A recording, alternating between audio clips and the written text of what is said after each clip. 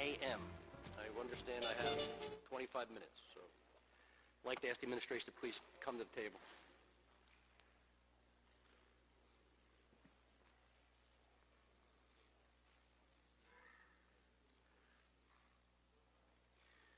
Before we get started, I'm glad to see Commissioner Ayers here because the Commonwealth Court did vest the authority to demote or promote or do nothing in the commissioner, not in the civil administration, so I'm glad he's here.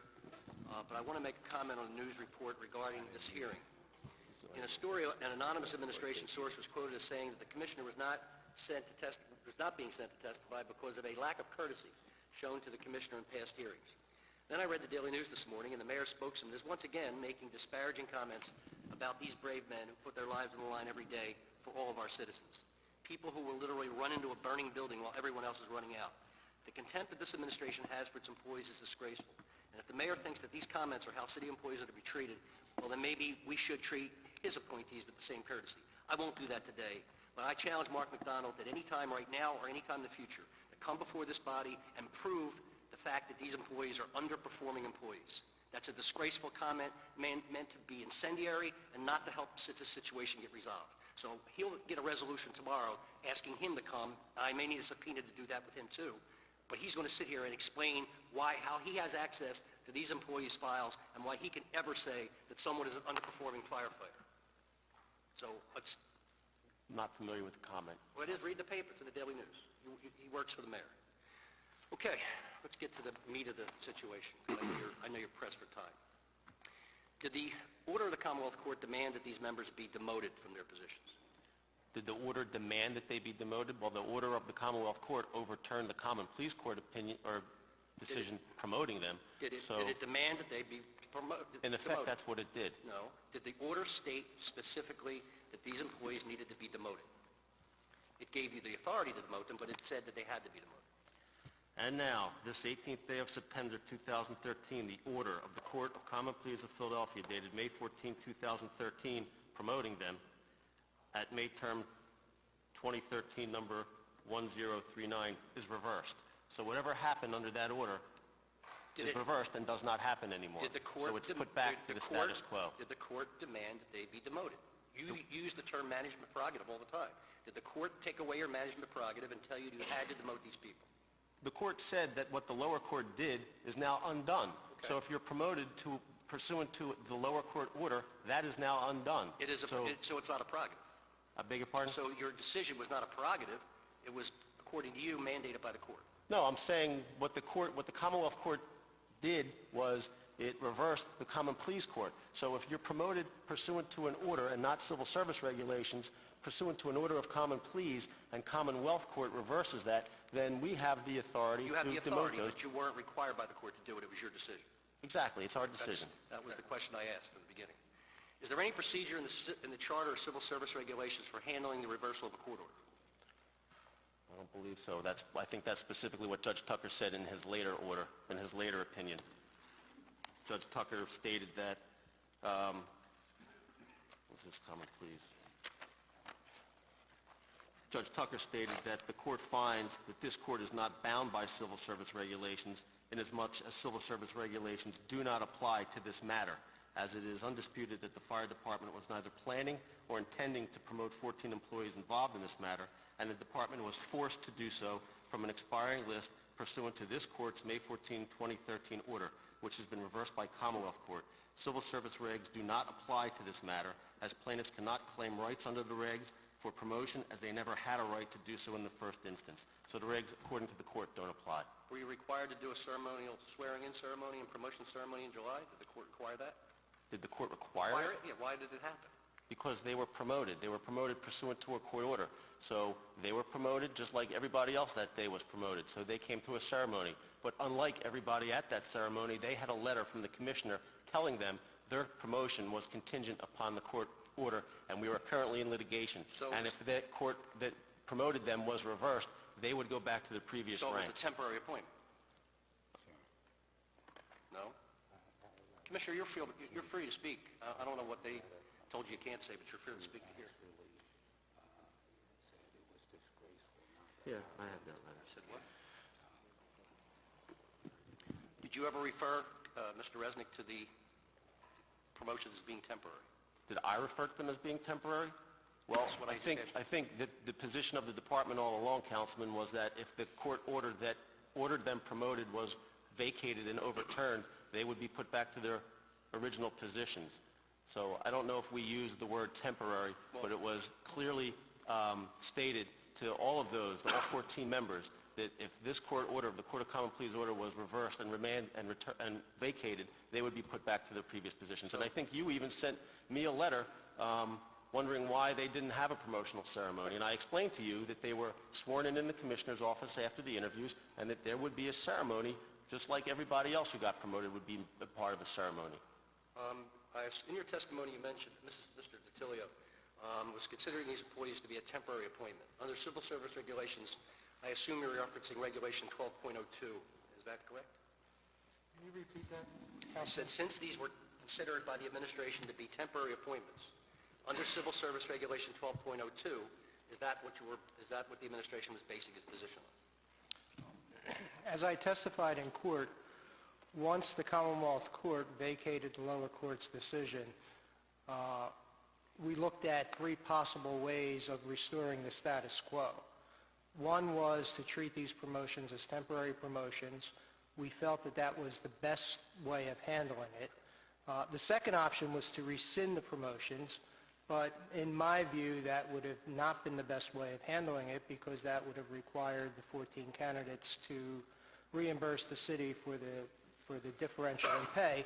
And the third mechanism would have been to reject them during probation, which again I didn't think was the best way of handling it because that would have been, in a sense, a black mark on their record.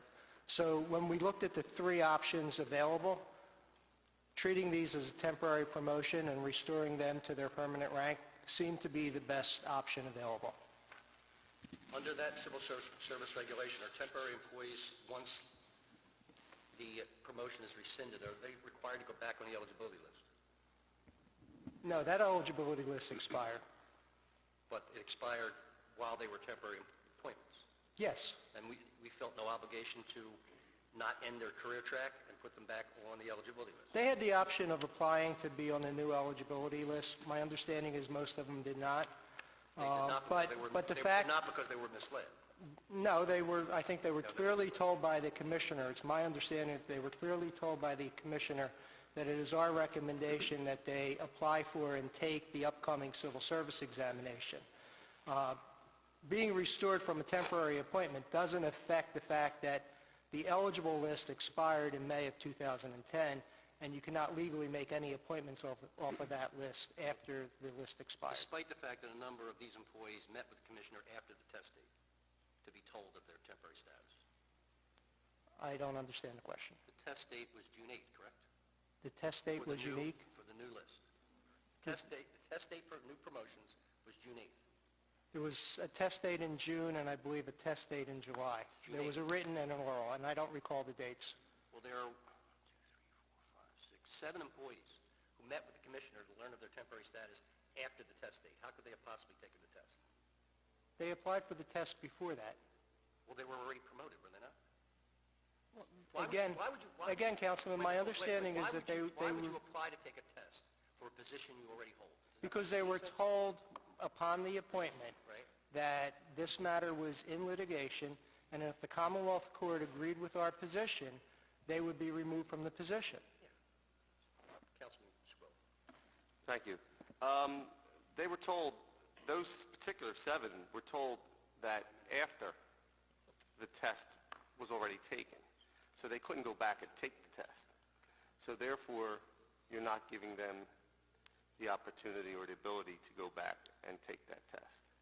Now, I'll defer to Commissioner Ayers on this. It's my understanding that they were told prior to the exam date that they were being promoted contingent upon successful completion of this litigation, and if the city's position prevailed, that they would be removed from the list. That is my understanding. Commissioner, did you meet with anybody after the June 8th test to let them know that this may be a temporary position? I would have to check my calendar to get exactly all of the dates. However, not only was those candidates, the union was well aware of everything that's happening. This didn't happen in some vacuum, like they weren't talking back and forth. They knew what the situation was. I understand that, but when you said you told everybody that this may be rescinded if the court changes, was any of them, did you tell any of them after the June 8th test deadline? Again, I'll say I'll have to check my calendar to see if any of those were interviewed I have them after here. that date. It's Martin Prendergrass, June 10th, Joseph Popseach, June 10th, Tracy Peterson, June 10th, Timothy Gladhorn, June 11th, Andrew Thomas, June 11th, Francis Kinney, June 13th, and Paul McDevitt, June 13th. I don't know if your calendar matches that, but this is what I have. So then that would be different than what your testimony is saying at this point. Councilman, if they did meet with the commissioner after the test date, as the commissioner just testified to, this was not a secret. We were here in May to have a hearing about this issue. There was budget testimony. I had many conversations back and forth with Billy Galt, president of Local 22 at the time, about what the city's intentions were. So this was not a secret to the union. So those members were signed up to take that test. If they did not take that test under somebody's advice, wasn't this commissioner's advice. So the union was well aware of the fact that if this order was overturned, the common pleas order was overturned in Commonwealth Court, these members would go back to their old ranks. And they were told that, these members were told that by the previous union administration? I would assume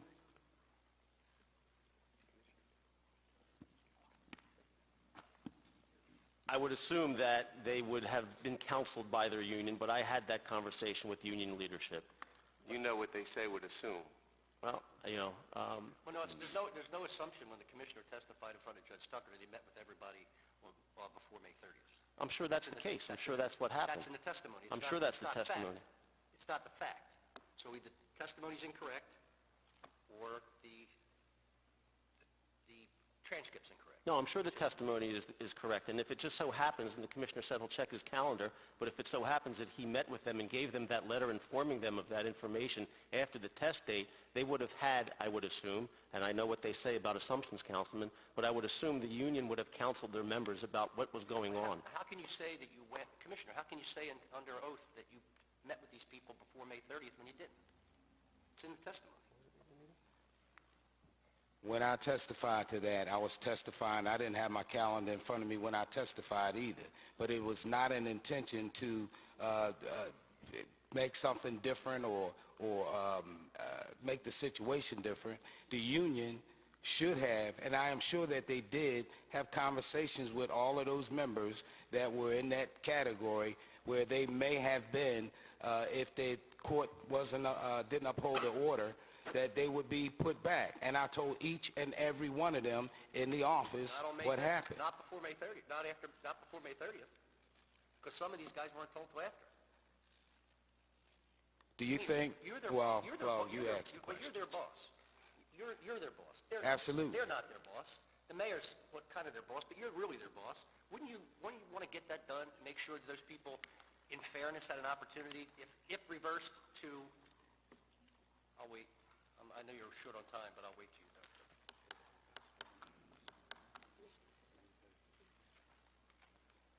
You're their boss. Don't you have a responsibility to On May 30th. shepherd them a little bit and take care of what's going on and making sure that they're okay?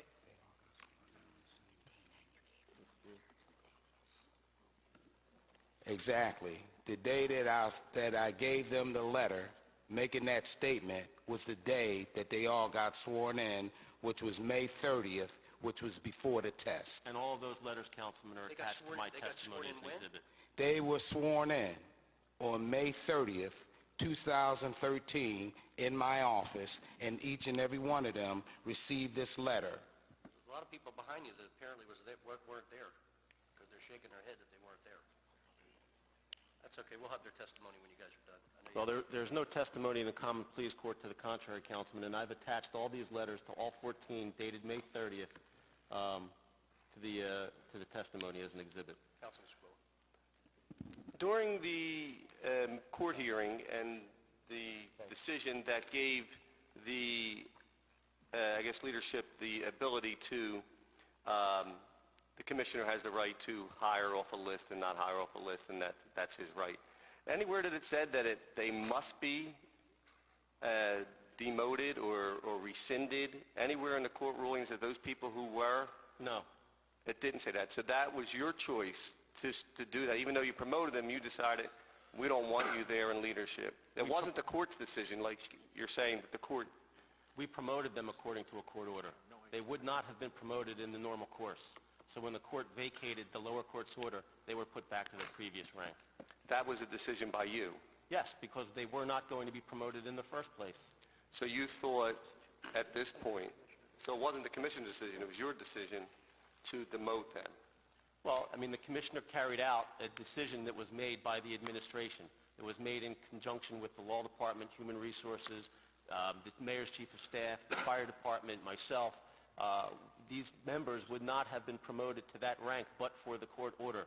So when the higher court vacates the lower court order, making us do something, we put back everything to status quo. That's a decision by you. Yes, Councilman. That doesn't necessarily mean that's what had to happen. Well, if you were promoted by a court order that's later invalidated, you go back to your previous rank because the court then... You let the list run out.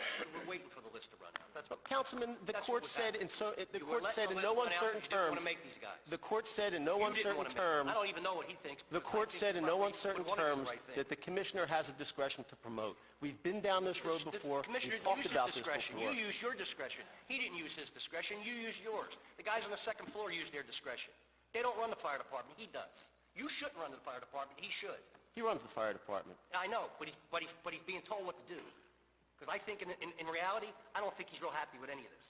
Oh, I don't think any of us are real happy with any of Good. this. Well, then you could have changed it. You didn't have Well, to do we it. didn't have to go to court and be made to do something that we did So- not want to so do then because when we you had the finally discretion won, not when to. you finally won, you could have changed the climate. You could have changed the atmosphere. You could have done the right thing, kept them in place, and promoted everybody else. But you didn't do it because you have to push their face in the dirt.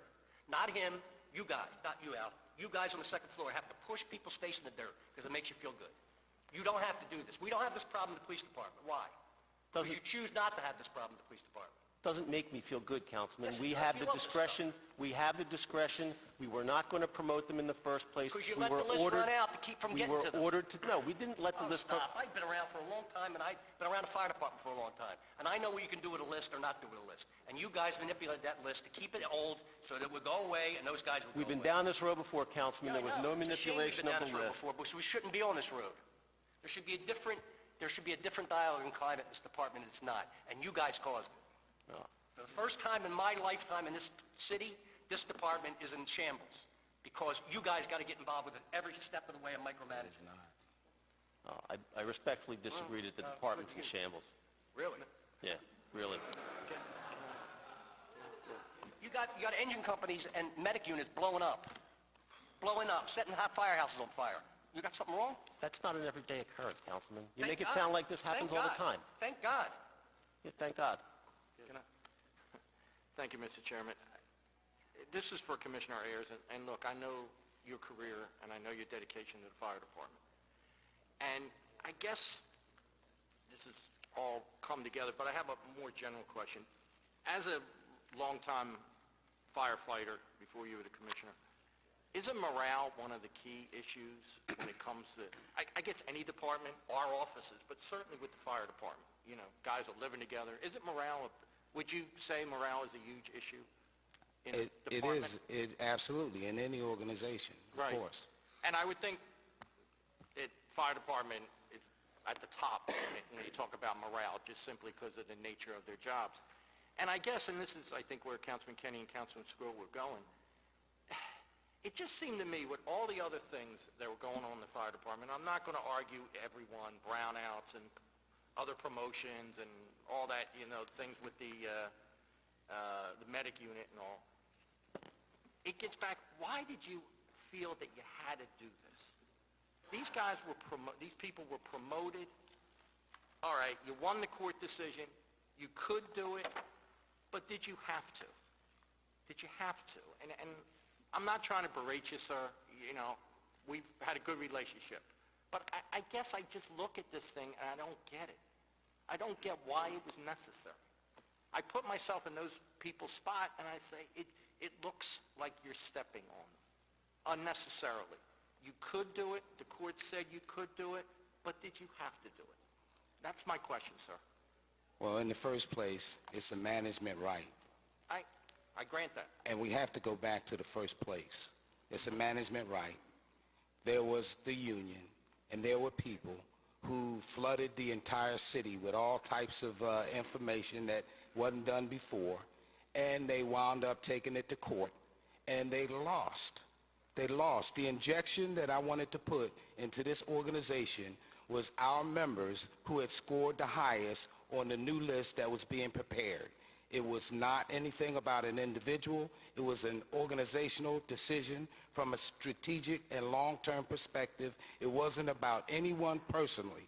And when the union pushed all of those families down that road, it's not my responsibility to go behind and say, I'm going to give up management rights because the union wanted to use their, whatever it was that they used, to put everybody into this predicament. And that is what's happening. And right now, we've promoted those folks who were going to get promoted in the first place. We adhered to the judge's decision, and the judge's decision was on May 30th. I executed his order. His order was to promote all of those folks, and every last one of those members that I promoted on that day came into my office on May 30th and received my instruction, which was ensure that you take this next test, because as the letter reads, there's no guarantee that you're going to be able to keep this position. And they all knew, not one of them. They're upset now. I'm upset now because we're in this situation. But it's not because of anybody in here except for the union pushing this family down that road. So if that's the way they wanted to do it and not take care of those families and then push it on me to take care of those families, my job and obligation is to protect the management rights of this organization, and that's what I did in the beginning, trying not to have that promotion, and that's what I did after it was executed to ensure that these management rights stay in their place. And that's what happened, and it's unfortunate. I'm sad about it. I'm upset about it.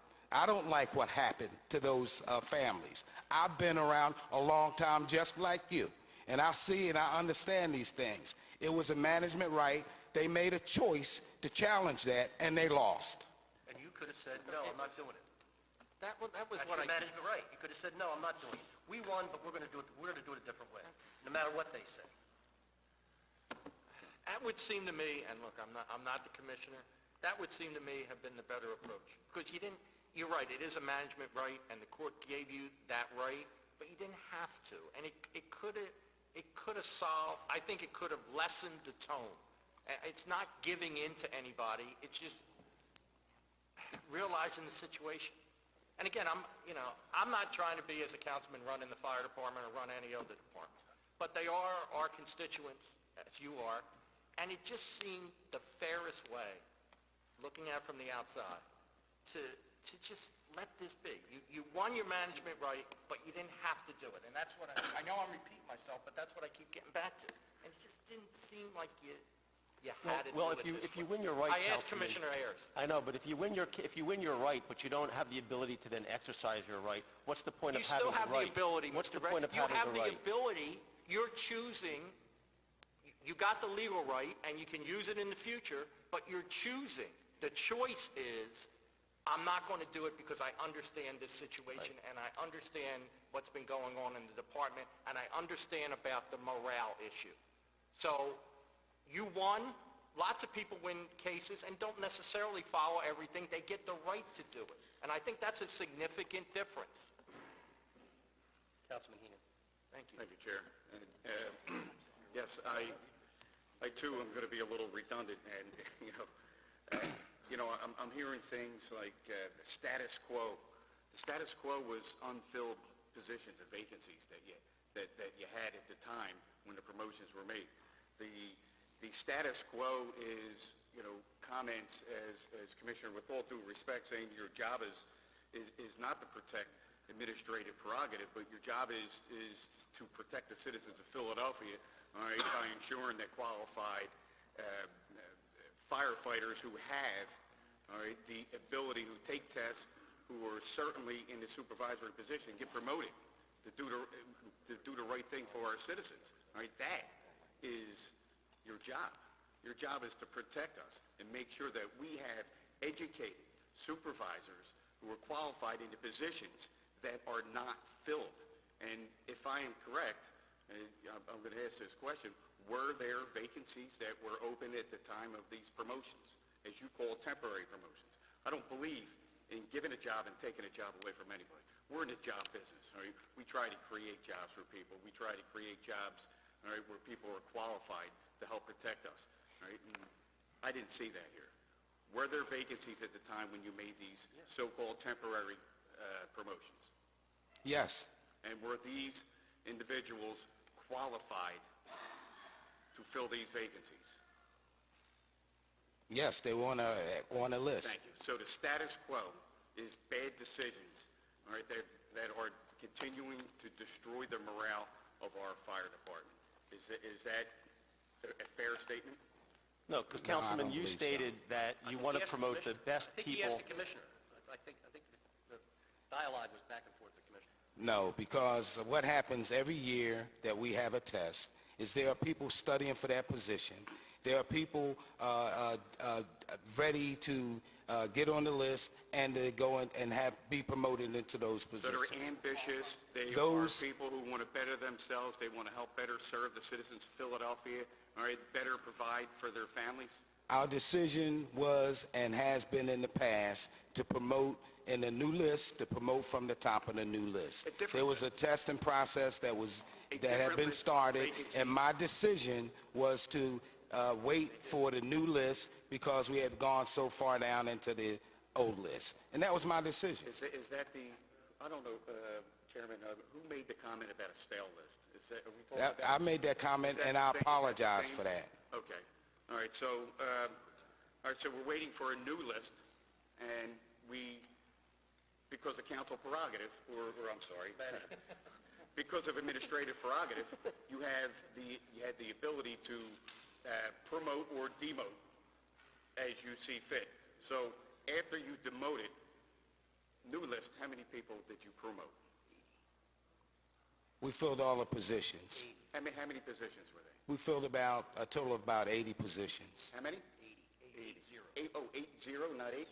Somewhere in that 80 area. positions. So you thought that the new list of qualified and deserving firefighters who wanted to help better serve the city of Philadelphia in their roles, 80 positions, they were better than the stale list that you demoted?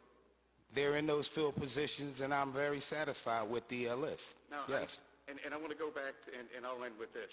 Flooded information throughout the city of Philadelphia, all right? It sounds like propaganda, and this whole thing seems to be, in this demotion scenario and policy of promotions seems to be continuing to destroy the morale of our fire department, all right? And it appears to be all in retaliation for one reason or another. So I am not happy on the way the process has gone so far. I think we need to change it, and I think we need to hold, all right, the citizens of Philadelphia, and this body needs to hold somebody accountable for bad decisions. Thank you. Just a question on the new list. Were there any people who were demoted that scored higher than the 80 people who were promoted? Did every one of the 80 people who were promoted score higher than the people who were demoted? I'll check it, but I believe so. Yes. So how do we justify that this is a more qualified list, that people scored lower than the 14 who were demoted? Seems to fly in the face of logic. If you'd like to take the microphone, man, I'm happy to swear you. No, she's just advising me. Good morning. I'm Nicole Morris. I'm the attorney for the city. Okay, man, you're welcome to take a seat. I mean, that's, Councilman Kenny, yes, sir. the people who were promoted, those members, men and women who were promoted off of the new list, if you look at the scores, yes, they did score higher than, if you want to look at the two lists. All of the 80 people who were just promoted scored higher than the 14 who were demoted. They did, yes, sir. Well, I'd like to see that because You I can. find that hard to believe. All right, I if you don't know apologize, you don't know gentlemen. I yourself. appreciate everything that you're saying, but I do have to leave right now. Thank you. Can I ask you one question before you go, Commissioner? Just one quick one. You have lights and sirens in your car, you can get where you're going quick. You just said... That would put the citizens in jeopardy Well, if the it's mayor not does it- for a the mayor real does it all the- emergency. The mayor does it all the time without an emergency, so I think you could probably do it too. One last question. Councilman Just Squilla. you stated that your job was to maintain the management right of the administration and the department. Is that, that's not your only job, right? You're... Exactly. It's not my only job. Thank you. I have to go. I'm telling you. And Mr. Resnick, we'd like to answer that question, what his job is? Beg your pardon, Councilman? What is the commissioner's job? Commissioner's job is to run the fire department. With your help. But it says, his job is to maintain the management rights of the administration and the fire department. Well, part of his job is to maintain his management rights. I mean, he is the appointing authority. He's the one the mayor has appointed to run the department. So it's part of his job is to maintain the management rights, the management prerogative. All right, and what else is part of his job? Whatever else is involved in running the fire department, which would be making the appropriate personnel appointments, which he chose to do in his way, following his discretion. In his way? Yes, Councilman. I mean, all of you gentlemen enjoy the ability to make your hiring decisions for your staff based upon your own discretion. We're bound by civil service, yes, but civil service does give us some discretion. You're not. Civil service does give us some discretion in making those hiring decisions, and the commissioner just exercised a discretion that's his under civil service. And to go back to the point of the court ruling, what was the actual statement, what was the actual ruling on the decision that came down? I'm not sure I understand your question, Councilman, but What did it allow you to do? it allowed us to do exactly what we did because Commonwealth Court vacated the Common Pleas Court opinion promoting these gentlemen. So it allowed us to do what we did. All right, and it actually said that you have the ability and managerial rights to promote off a list or to not promote off a list, correct? The court said, these regulations do not give employees on a promotional list an absolute right to be promoted to fill a vacancy as long as the promotional list is still in force. Rather, they indicate that the decision to promote an employee or fill a vacancy is within the discretion of the fire commissioner. While the fire commissioner is required to make all promotions in accordance with civil service regs, the regs clearly allow the fire commissioner to exercise discretion in making promotional decisions, including the timing of those promotions. The order of that court was that the order of the Common Pleas Court is reversed. The matter is remanded to the trial court to dismiss the complaint. That's what the court said. Okay, so then it's your right then at this point to decide whether to keep those folks there or to rescind that? Yes, I've said that already. Okay. Now, in the past, did they ever hire off the list to fill a pool? I assume so, I think so, but the commissioner would have to tell you that whether or not that's the case. We can get that answer for you. Okay, well, they did. All right, so when they did that, they actually hired people off the list when some spots weren't even vacant. Right. So doesn't it seem by having a whole bunch of vacant spots and not using that list, doesn't that seem to counteract what was done previously by this same administration? Well, I don't know the history of that. I'd have to take a look at what the overtime usage was at that point in time. I don't know if it was fiscally responsible to do that. And the answer to Councilman Heenan's question, there were vacancies. We promoted the people off of the new list, and we filled those vacancies, as the commissioner just testified. Last week, there was a promotional ceremony. I think there were about 80 people who were promoted. And we're happy for those guys. We're just saying, men and women, I'm sorry. What I'm saying is that past practice that you guys had overseen had done this all the time, and now you're deciding for some reason that you have these vacancies, and not only are you not filling them into a pool and putting extra added people, and you don't know whether that was economically feasible to do at the time, but it was done. And is overtime now down compared to what it was back then? The time period you're talking about, I don't know, so I would have to go and check. Was overtime recently up compared to previous years? Well, we're running overtime. We're burning overtime, so yes. So it's bad management on your part? I don't believe so. So this decision that you made not to fill those spots when they were vacant was because you wanted to use more overtime? No, the decision not to fill the spots when they were vacant was because we were waiting for people who performed better on a new list to take those spots. We're waiting out the list until it died. That's all. It's happened before. All right, thank you. You're welcome. Councilman O. Thank you very much, Mr. Chairman. Thank you for being here. Councilman? The hearing resolution was passed by every member of council. And the reason is because we have a responsibility to be a check and a balance upon the administration. And the issue that I believe we're looking at, that I'm certainly interested, is not the issue of legal right, whether you have done a good or bad job of management, but whether or not the conduct here is an abuse of authority. You know, that's the issue. The question is not whether it's bad management, but if it's ill-motivated, vindictive.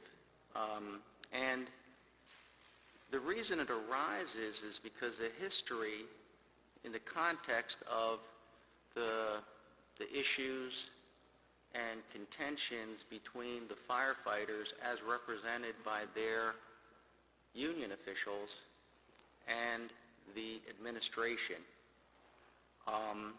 from conflicts about the contract, the inability to pay, numerous appeals that really did not seem to have a basis, and finally, after the administration stating that they could not afford $210 million, resolve this for $74 million, I believe. I've heard, as I believe all my colleagues have, from different members of the fire department, including those who have been terminated, for what appears at this time to be no infraction of protocols or very minor infractions. I've looked at a situation where, you know, there's a person who was going to be promoted to captain who was terminated for what appears to be no infraction whatsoever. That's really problematic if the employees of the city, the firefighters cannot have a vehicle to come to seek a just and fair review of their situation. So it's kind of, you know, striking that in the relationship of all this contention and lawsuits and conflicts, that there's promotions are withdrawn, and following that there are terminations. Are you aware of the recent terminations as well? I know about the case you're talking about, Councilman. I've talked to President Schule about that. President Schule, the president of the Local 22? Okay, is that, I'm not going to go into the details of your I'd rather we don't. Okay. Is that justified in your opinion, or were there some facts that were not looked at, or how? I think that, yeah, I mean, we're here for hearing on a particular resolution. The case that you're talking about is probably going to wind up before an arbitrator at some point. You know, and to your point that there's no real redress, I think there's a system in place that for just these purposes. I mean, the Local 22 files grievances. We go to arbitration all the time over these matters. I'd rather not get into the facts of this specific case, knowing that there is an arbitration coming up about it. Okay, so But I think there was, I think, I just want to ask a question on the process, because it's very interesting that I've learned about this arbitration process. On average, how long does it take to get to an arbitration hearing? Al? A year. I'm sorry, is this your bailiwick, or no? Actually, Labor Relations does not come under me. It comes Oh, under okay. the Office of Labor Relations. I would probably say about a year. I'm sorry, ma'am, you can sit up front and because if you're answering questions, and Ms. Morris is an attorney in the labor union, the law department who handles these cases. how long does it take on average to get an arbitration hearing? Go ahead. Please identify yourself for the record. Good morning. You have to go through, Your name for the record. good morning, Nicole Morris, Divisional Deputy City Solicitor. For the grievance process, there is a process that starts at the departmental level, and that has to occur within a certain amount of time pursuant to the collective bargaining agreement. And that's typically within 10 days. So it takes, for the department, at the department level, perhaps 10, possibly 30 days at that point. If the union determines that it wants to file a grievance and a demand for arbitration, they do that with the American Arbitration Association, and once the American Arbitration Association receives that grievance and demand for an arbitration, the parties mutually select an arbitrator, and that process takes some time. And sometimes there's a delay once a case has been assigned to an arbitrator for the arbitrator to schedule it, but then the parties mutually agree upon a date for the arbitration. So sometimes it takes at least, I would say, 2 months, but it could take from 2 months to 6 months for it to get scheduled for an arbitration. Does the city ever ask for delays? Of course. What's the reason the city would ask for delay? The city asks for delay if witnesses are unavailable, if they're waiting for information, if the attorney has a conflict, a federal court matter, a civil service matter, and the union often asks for delays for the same reasons. Does it go as long as a year at any time? It does, absolutely. So what does that person do that's been fired and doesn't get a paycheck and has to pay their kids' tuitions and mortgage? What do they do for that year while they're waiting for the delays to be resolved? Oftentimes, if it's a termination, they can file for unemployment compensation. I understand that the fire department and union members hold fundraisers to provide money to those individuals. I'm not sure what the union's agreement is with the employees. Perhaps there's some assistance there. Didn't you think there's some responsibility on the part of the city to try to expedite these matters as opposed to try to wait them out and cause even more? I mean, it's bad enough getting fired if you felt you were terminated improperly, but it's even worse when your family suffers financially for a year or so while you wait for the city to come to the table. I'm not authorized to answer questions or give my opinion. I'm only answering questions that you asked about the process. I'm happy to provide you with those answers, but I'm not going to give you my personal opinion. If you'd like to speak to the solicitor, I'm sure Ms. Smith would be happy to testify. Will I have to subpoena her, or she'll come on her own?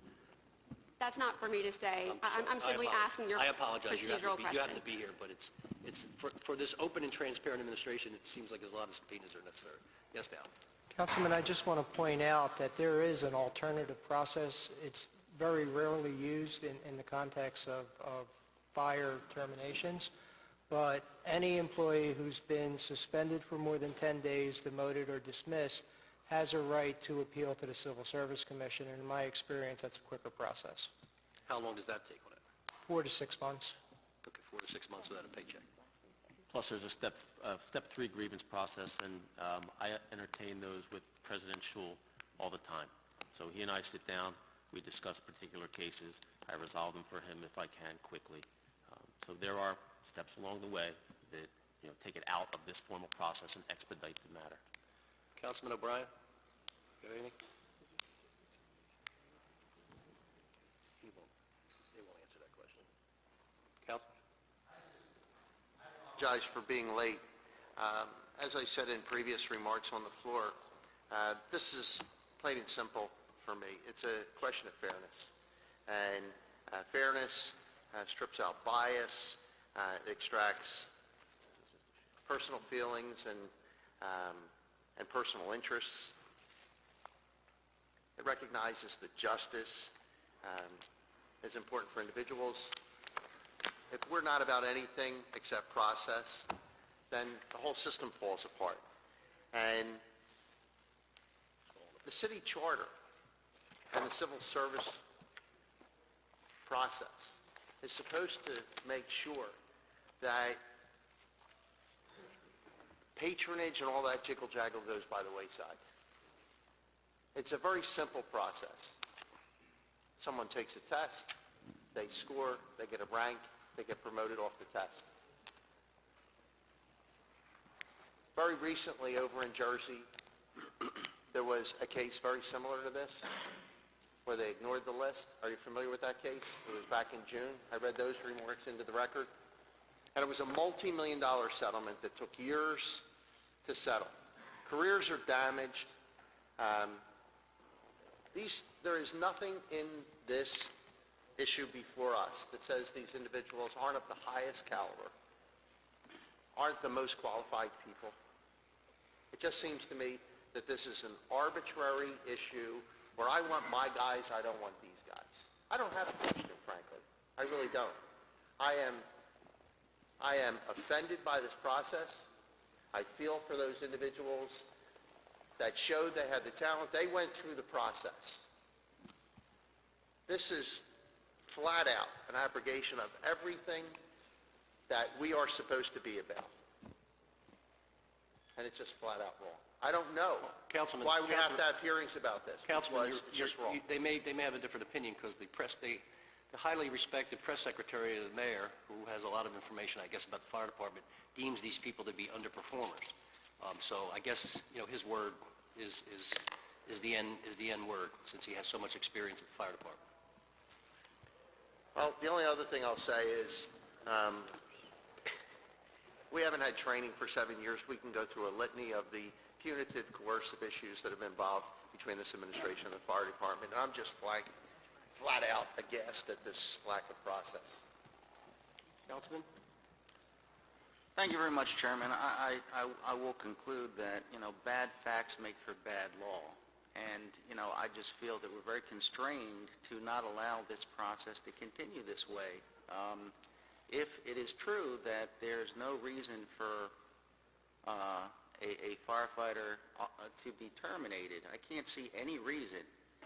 And we've had this long history of I would say, vindictiveness and abusiveness towards this department. I'm not sure for what reason, but the arbitration can take up to a year, and this is kind of a delaying process that, unless there's some more substantial reason in light of the history that would show that there is a objective reason why promotions were taken back, people were terminated and disciplined, it is something that I don't feel we can just leave to the administration. There would have to be corrective action unless the administration corrected itself. Councilman, I can talk to you privately about the case that Thank you you're very bringing much. up, I would love to but I talk can with you. tell you that it resulted in the death of an individual. So I understand that deaths occur. I will say that I could be the best doctor in the world, having done everything right, and my patient will die. That's not my fault. The issue was whether I was negligent or violated a rule. If I did not and the patient died, that happens in life. And it's unfortunate, but, two wrongs don't make a right. there's a lot more to it than that, Councilman. I will talk with you, and I appreciate the offer. Thank you. Thank you, Mr. Chairman. Councilman Heenan? Thank you, Chairman.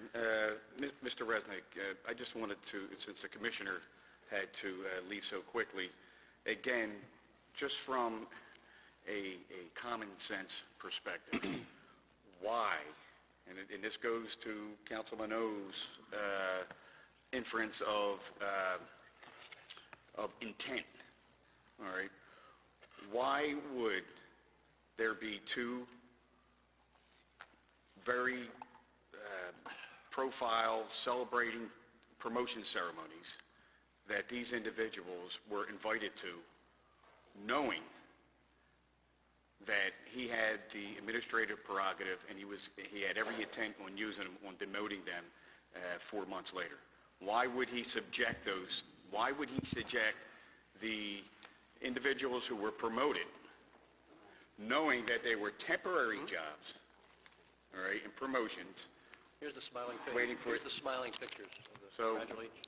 Councilman, So I'm just, I understand your question. I We're mean, talking about vindictiveness, we're talking about retaliation, we're talking about unsettling, unrest, morale in the fire department, and then to subject, just from a common sense perspective, why would anybody, all right, who is the executive director of a department who has managerial rights, choose to make that decision? well, I think, Councilman, that at that point in time, those individuals were promoted, sworn in, held that rank. No one knew what the outcome of the litigation was going to be. If we didn't invite them to the promotional ceremony, I'm sure we'd have been here, and that would have been the subject of another resolution or hearing. So at that point in time, they held that rank. They were invited to the promotional ceremony along with everybody else who was promoted. Again, we did not know what the outcome was. Nobody ordained that this was going to happen in 4 months, and we knew that that was the outcome, so we did this vindictively. We promoted them. They were at the ceremony like everybody else was. These are... I was there, these Councilman. are I was also- there. These are happy I was days. there. If it's not Why, I mean, I don't understand. If it's not vindictiveness, then why were they required to go in uniform to fire headquarters to be demoted ceremoniously, to have their horns taken from them off their lapels? Why weren't they just allowed to go back to their rank? Why were they required to go in uniform, the 3rd and Spring Guard, stand outside on the pavement and be ushered in to be stripped of their rank? Why was that? Is that a normal process? No, that was a process whereby the commissioner was going to explain to them what was occurring, why it was occurring, They were being and to promoted. have them do whatever paperwork they needed to do to go back to their prior ranks In and be uniform appointed. so they could take off their horns in person. That's not vindictive? I don't know if that's exactly how it happened, Councilman. I was wasn't there. there. Okay. I was wasn't. there. I watched them march in. Okay. I wasn't Be there. stripped of their rank. Mr. Resnick, Councilman.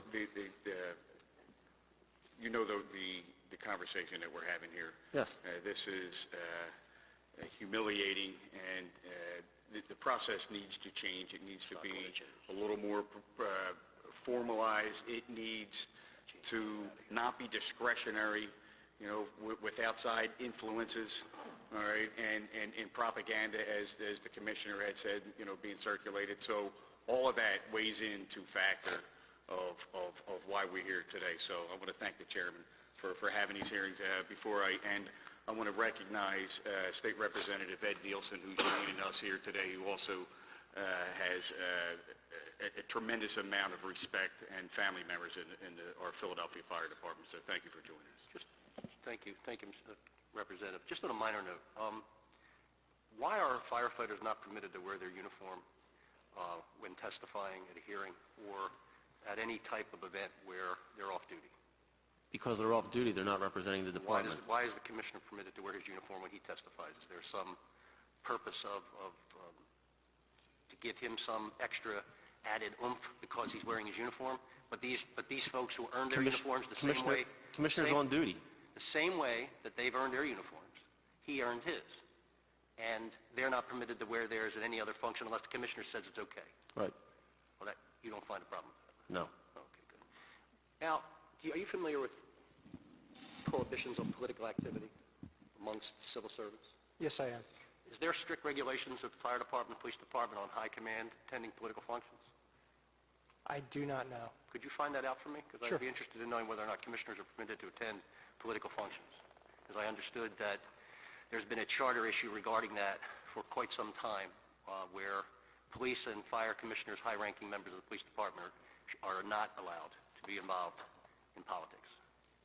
Well, my understanding is that the charter prohibitions don't apply to attending political functions.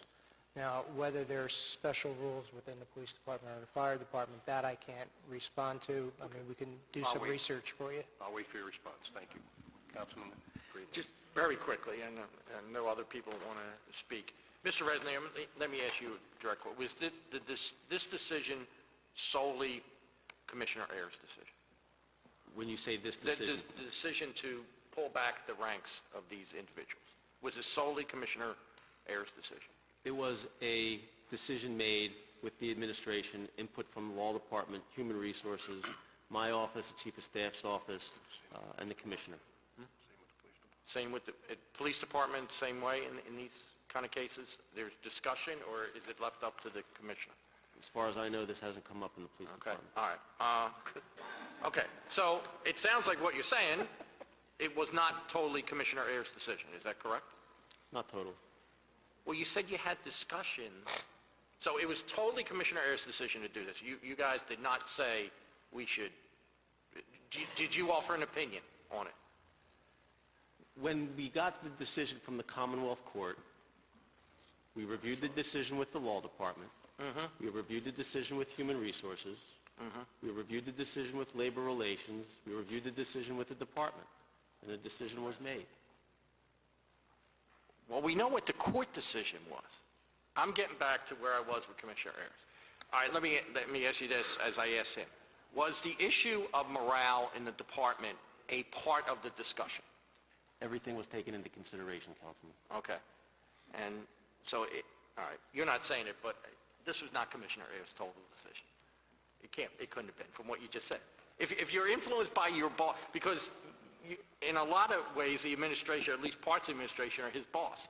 And if you're giving the opinion of what he should do, then that's, you're obviously influenced, he's obviously influenced by that decision. No. So that means it's not totally his decision, The right? decision was made with everybody's input. I mean, nobody told Commissioner Ayers, this is what you need to do. We discussed the opinion, we read the opinion, we discussed it with law, we discussed it with Al's shop, we discussed it with labor relations, we discussed it with the commissioner. Taking all of that information in, the decision was made. Was the mayor involved in the decision?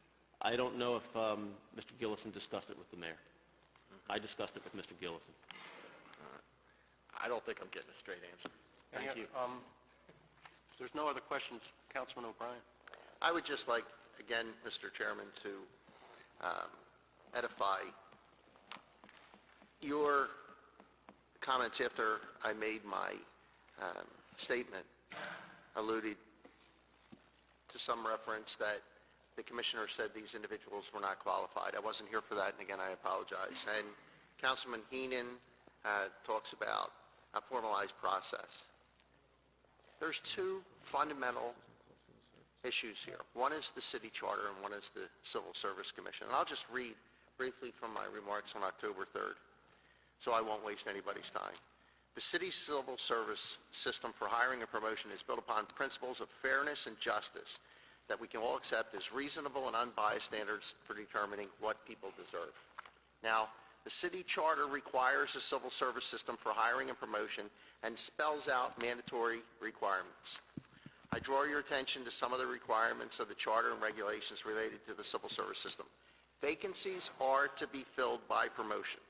The administration retains considerable managerial discretion. The administration sets qualification for supervisory positions. The administration establishes the examinations and sets the passing scores. In other words, the administration sets the bar. Nobody can tell the administration how low or how high to set that bar. The administration determines whether vacancies exist in the first place. The administration is not required to replace every supervisor who leaves city employment or is promoted. The administration decides how many supervisors they need. And finally, the administration sets the bar for promotions, develops and administers a test, and sets the passing score. In the firefighter demotion instance before us, the administration determined that vacancies existed and admitted that they intended to fill the fire and lieutenant fire captain vacancies. The problem is that the administration tried to do an end run around the civil service system. They intended to fill promotional vacancies with people who were not on the promotional list. That's the practical effect of just letting the list expire without filling the vacancies. Just to clarify one thing, Yeah. Councilman, the people who were promoted were on I'm the just list. making a statement, it's not a question. I'm tired of asking questions that nobody answers. I'm flat out exhausted with this. Me too. The exact same thing has happened with the demotions of the firefighters who were promoted per the court order in May. The administration has ignored the civil service rules on demotion and rejection during probation. That's a statement. You can say whatever you want. I'm just flat I'll out. just say what I said earlier, that Judge Tucker said the civil service regs don't apply in this situation, so. Well, I just want to end with this. I had a conversation with a very respected member of the community a number of months ago who asked the mayor directly, why are you doing this? Why are you doing this to these folks? What with the arbitration and the transfers and all the other stuff? And the mayor responded, because I can. And that's what I think this is all about. Because I can. And it doesn't happen in the police department, and no one micromanages Chuck Ramsey. No one brings him in. You told me yourself, you've never had any conversations like this with Chuck Ramsey, because he runs his department. And this is because the mayor can. And you don't have to respond, because you won't respond. I can't respond, Councilman. I wasn't part of the conversation. I was there, and I respect the person. The person has no reason to lie, and I know that attitude because I know him, because he can. Thanks for coming in. Thanks.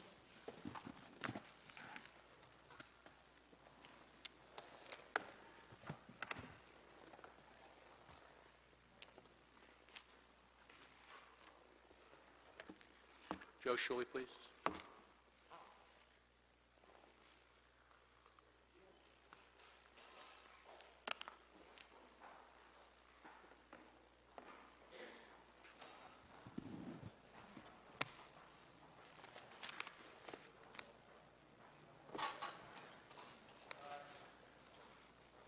please identify yourself for the record and proceed with your testimony? And you can please, you've been sitting here listening to some of the answers. If you want to correct or argue any of those points, please feel free to add that as part of your record.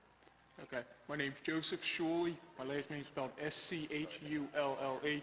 I'm the president of Local 22, the Philadelphia Firefighters and Paramedics Union. First, I'd like to say I absolutely would like to address some of the specific comments made. I would respectfully request that this committee consider holding hearings on the discipline process in the Philadelphia Fire Department. Specifically, the questions that Councilman O were asking regarding the member that was recently fired. It's an absolute tragedy that this man was fired instead of being promoted. He did nothing wrong. I have 21 years on the job, and I'm a battalion chief. I would have done nothing any different than he did that day, and he was terminated without any due process, without the opportunity to see justification for the charges against him, without the opportunity to see the report made by Dr. Meacham. Just terminated. A wife, 2 small children at home. See you later. Because they can. Because they can. I recently went to an arbitration for a member that was fired. He was fired for 15 months. The city delayed his hearing twice. 15 months he was out of work. The day of the arbitration, the city showed up, and the main piece of evidence they used to fire this member, they said, we don't know what happened to it. We lost it. This guy was out of work for 15 months, and they lost the DVD that they used to fire him. As far as the statement about using the Civil Service Commission, he's absolutely right. There is a process through using the Civil Service Commission. The Civil Service Commission is appointed by the mayor. So can we risk putting our members to that kind of committee? And I'm not saying they would be unjust or unfair, but that would be the risk we would be taking. If you follow this, if you go through the Civil Service Commission, you cannot grieve a disciplinary occurrence. And just the following, the process before it even gets to the arbitration, before it even gets to that point, it takes 53 days to go through the steps to get to ask for an arbitration. So we're 2 months out before we even get to that date. But now to focus back on what happened here today about these demotions. The commissioner stated that based on his strategic long-term goals, he elected not to fill vacancies that were available, even though there wasn't a list available. The list did not come out until September. So he would have went for a full 4 months without a list, and he knew, the department knew, there was a huge wave of drop members in the end of June. So he was going to lose a significant amount of positions in June. That's why there was 80 officers promoted, by the way, in October, because of that huge wage of drop. It would seem to me that strategic long-term planning would mean that you would over-promote anticipating them openings. And I can best illustrate this. I was promoted to captain in 2003, prior to the beginning of the first wave of the drop. I was the 21st captain put in the pool. So at that time, there was 21, there was actually 22, but I was the 21st captain that got in the pool, and I sat there for a month until the drop wave hit. That was Commissioner Hairston realizing that these openings were coming up, and he had to do something to get ready to fill them.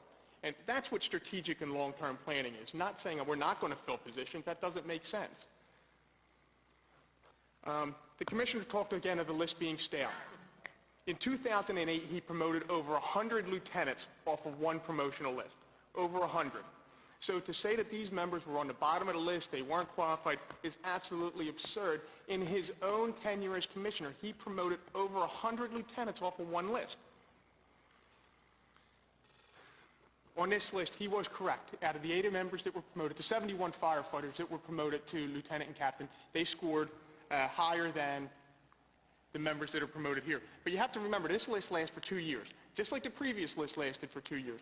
This is only the first wave of promotions. He's going to promote at least 2 more times off of this list. So he's actually going to reach down further on this list than he had on the previous list, including these promotions. So again, it just defies logic. The statements don't make any sense. When I went through fire school, and even to this day in fire school, we're taught honor, integrity, strength of character. There's no way around this. When the commissioner spoke today, he perjured himself before this council. He did it before the Common Pleas Court, and he did it again today. We can provide canceled checks, If the city will provide the logbook, would I put the right to know request in that has the dates that these members signed into the log to go to fire headquarters, it will show that he did not interview one member on May 30th. Not one of these 14 members were interviewed on May 30th. Not one of them were provided documentation on May 30th, yet he stood here, as he did before Common Pleas Court, and testified that that's what he did.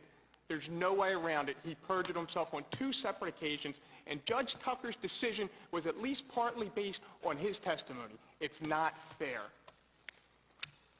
We're held to this higher standard. We're held to the honor, integrity, strength of character. That's how we live our lives. That's how these men live their lives. Yet the commissioner can stand before us, before you gentlemen, and lie outright.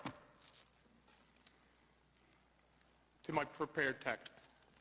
My name is Joseph Shuley. I'm a battalion chief and proud 21-year member of the Philadelphia Fire Department. I am also honored to serve as president of the International Association of Firefighters Local 22. The union represents over 4,000 active and retired firefighters and paramedics who risk their lives every day in order to serve the citizens of Philadelphia. I appear today before this committee to provide testimony as a result of Resolution 130661, which called for the committee to investigate recent abuses of civil service appointment and removal provisions within the Philadelphia Fire Department. I would like to thank Councilman Kenny and the members of this committee for convening this hearing today to shine a light on these unacceptable abuses within my department. Before I address the recent promotions, however, I would like to provide some background and context for this committee. Simply put, the Philadelphia Fire Department is a mess, and it has been a mess for the last few years. The most recent offense of these unwarranted demotions of 14 qualified, capable fire officers is merely a symptom of the complete and utter dysfunction within the Philadelphia Fire Department. Whether it be these unwarranted demotions, years without a contract, station closings, brownouts, unjustifiable disciplinary punishment without fair balance and due process, the ridiculous mass transfer policy of both our firefighters and paramedics, the attempt to have the paramedics removed from the union, the exclusion of the paramedics from the heart and lung program, the shift changes of both the firefighters and paramedics, or aging, unacceptable apparatus and station conditions that our members are forced to endure. It seems as if the current city and fire department administration are making a conscious effort to undermine the morale of the men and women who risk their lives every day for the citizens of Philadelphia. They deserve far better treatment than they have received. Of course, this is not news to this committee, nor should it be news to our mayor or to the fire commissioner. During his first term of office, Mayor Nutter commissioned an independent study of the fire department that specifically identified the need for change within the department. I quote, "It appears to be the unanimous conclusion that a new leader needs to understand the significance of past cultural differences, the historical development, and the current attitudes if he or she is to restore a sense of pride in the job and a sense of community." This finding is particularly troublesome because Fire Commissioner Ayers served as commissioner at the time this study was conducted. Yet he enacted many of these damaging policies after the study was published. The notion that morale issues were highlighted in a study commissioned by the administration, yet no effort was made to improve morale in the department, and worse, that the department engaged in conduct that has made the morale deficit even larger, is simply inexcusable. So while the most recent demotions of qualified fire officers are troubling, they become even more troubling when you consider it in a context that reveals that they are merely the tip of the iceberg. To specifically address the demotions. On May 14th, Judge Leon Tucker ordered the city to fill 14 budgeted fire department promotional positions using then current promotional eligible lists. This decision was based in part on Fire Commissioner Ayers' testimony before the council that the current viable promotional list was stale and that because of the eligible candidates on the list should not be promoted. In a subsequent council hearing, the city confirmed that promotional vacancies existed, that the city had the money to fill these positions, but that the fire department simply did not want to promote the members on the list. This testimony was extraordinary and indicates the arrogance of the current fire department and administration. Historically, the city routinely filled promotional vacancies before exploration of promotional lists. But inexplicably, this time the administration and the department chose to ignore past practice, the Home Rule Charter, and the civil service regulations. The city acknowledged that the money was there to pay for these promotions and that eligible candidates were on the list, but they simply want to wait for a new list before promoting. so they could promote people who weren't even on the active promotional list. It is important to note that each and every of the bypass candidates studied hard, prepared for, and passed valid promotional exams. They were qualified, and they deserved to be promoted. Judge Tucker agreed with us, and beginning on June 3rd, the Fire Commission promoted the bypass members per the court order, backdating the promotions to the order date of May 24th. On July 17th, the Commissioner held a second promotional ceremony in which he invited the family and friends of these members and honored them for their hard work and perseverance. These were public promotions with no asterisks. On September 19th, the Commonwealth Court overturned the Common Pleas Court opinion. That decision is currently under our appeal. By the time of that court decision, the promoted members had been working in the field in their new positions for nearly 4 months. By all accounts, including Commissioner Ayers', each of the promoted members were doing an outstanding job in the field. There were absolutely no issues with performance. Despite the excellent performance of the promoted members, on October 2nd, the Fire Commissioner demoted all 14 of these members. Why would he do this? Given that the members were all doing well, it's simple, because he didn't want to promote them in the first place, and he wanted to prove he was right and we were wrong. It should also be noted that just last week on October 24th, the fire department promoted approximately 80 members, including 46 new fire lieutenants and 26 fire captains. In other words, there was a need for officers. Again, why would the fire commissioner demote 9 lieutenants and 5 captains when there was such a huge need for officers? The answer has nothing to do with operations and everything to do with pride. Before the demotions took effect, our union went back to Common Pleas Court to ask the court to stop the demotions or at least require the city to follow civil service regulations. However, Judge Tucker ruled in the favor of the city based, at least in part, on inaccurate testimony provided by Fire Commissioner Lloyd Ayers and Fire Department Human Resources Manager Karen Hires. This testimony was and remains deeply troubling to me. First, Fire Department Human Resources Officer Karen Hires testified in court that all the promoted members were interviewed on May 30th, 2013. But the interviews did not begin until June 3rd and were not completed until June 13th. Ms. Hires also testified that she attended all the interviews. She wasn't even at work on June 6th and June 7th when 4 of the members were interviewed. Ms. Hires testified in court that she instructed all 14 members to take the upcoming promotional test for their new position, stating that I did recommend that they take the test because we didn't know what was going to happen. But how could Ms. Hires have told all the members to take the promotional test again if she wasn't even present for 40 interviews? In fact, half of the candidates were not interviewed until after the written portion of the test was given. As for the members themselves, only 1 member recalls Ms. Hires asking anything about the promotional test. The other 13 members insist that she did not even mention the promotional test. As for me, after the July 17th promotional ceremony, I directly asked Ms. Hires if these members would be demoted if the city won its Commonwealth Court appeal. In response, she stated that they discussed it and decided it would be in poor taste and therefore they would not demote these members. Ms. Hires reaffirmed this statement to me as recently as October 3rd at an unrelated hearing. She again said that she was assured there would be no demotions. So I ask you, if Ms. Hires was repeatedly assured that there would be no demotions for these members, then why would she tell every one of them to take the test? Doesn't make any sense. Unfortunately, Commissioner Ayers offered very similar and troubling testimony in court defending the demotions. First, Commissioner Ayers testified that all the members were promoted on May 30th, 2013. That's wrong. Not one of the demoted members were interviewed or promoted on May 30th. They were promoted between June 3rd and June 13th. They were all given a letter that was backdated to May 30th. Second, Commissioner Ayers testified in court that he personally informed each and every member that if the city was successful in the Commonwealth Court, they would be demoted. I implore each and every one that came in my office that day that they should continue to study hard and they should take the next exam because there was no guarantee. Each and every one. And each and every one of them, I told, make sure you study, don't stop the process, take the test, take the exam. This testimony is inaccurate. The written portion of the test was not given until June 8th. And 7 of the 14 members promoted were not interviewed by the commissioner until after that date. Worse, 13 of the 14 members that were demoted provided statements to the union indicating that the commissioner never spoke of possible demotions during their interviews. How could the fire commissioner have possibly implored these members to take the test if he did not interview them until after the written test was given? And is it possible that 13 of 14 members are not telling the truth? Again, it doesn't make sense.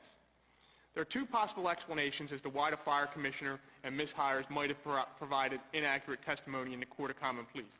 Either they were unsure of the multiple interview dates and the promotional test date, or they intended to deceive the court.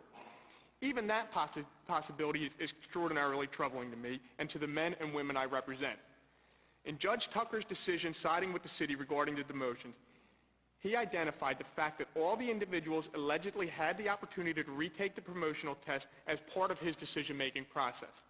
The City of Philadelphia addressed any potential concerns regarding the nature of the promotions pursuant to the court order on May 14, 2013, by giving each of the promoted firefighters a letter setting forth their promotions were pursuant to a court order, and if the court order was overturned and reversed, that each individual would be returned to their previous rank. Additionally, each of the 14 individuals was given the opportunity to preserve their status by taking their respective exams for the new position. Clearly, Judge Tucker made his ruling based on the inaccurate information provided by Commissioner Ayers and Karen Hires. With the information available today, it is my opinion that Judge Tucker may very well have provided a different ruling had he known that the testimony by the witnesses for the city was inaccurate. After all, he was under the assumption that the letter was delivered on May 30th, which we all know is not true.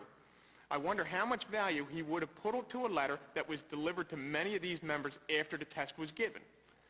Of course, aside from the intrigue regarding Commissioner Ayers and Karen Hires' conduct in the courtroom, we have the 14 qualified and capable men whose careers have been irreparably damaged by the unnecessary fire department demotions. Make no mistake, each of the demoted officers has been harmed. For some of our more senior members, this was their last chance to get promoted before retirement. For others, their career is now at least 4 years behind schedule because instead of planning for the next rank, they're now preparing to take the test for the rank they previously held. Additionally, because they did not know to take the test, they have to wait 2 years to even take the next exam, let alone get promoted. Last but certainly not least, remember that at the time of their demotions, each and every one new officers had been performing their jobs in the field admirably and without any issues. There was no need to demote them. I know it, the union knows it, and the rank and file know it. Members of this committee, the full-scale attack by the administration and the fire department leadership on our city's firefighters and paramedics must be stopped.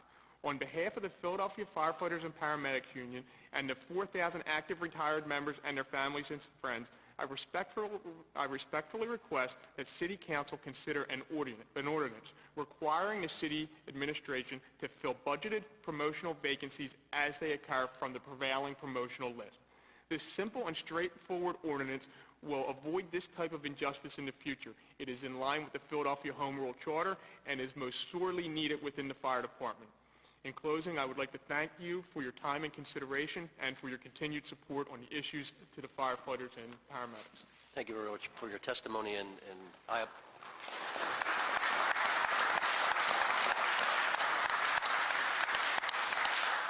can only offer my apologies for the shabby way in which these people have been treated. There's no reason for it, and again, I thought that the performance today, especially Mr. Resnick, was one of arrogant and dismissive. We can do it. We did it. So what? And at some point in time, they'll be gone. Thankfully. Well, the most troubling thing to me, Councilman, is that, again, is there any action that the council as a whole can take when a commissioner who is bound to tell the truth knowingly perjured himself today? Well, I mean, we can certainly look at what's available to us, but I'm also concerned and interested in whatever legislative remedies we could bring to change civil service to require them to follow it more directly as opposed to looking for loopholes to get around it. I mean, waiting out a list is not something new. It's been done before. Didn't make it right before, doesn't make it right now.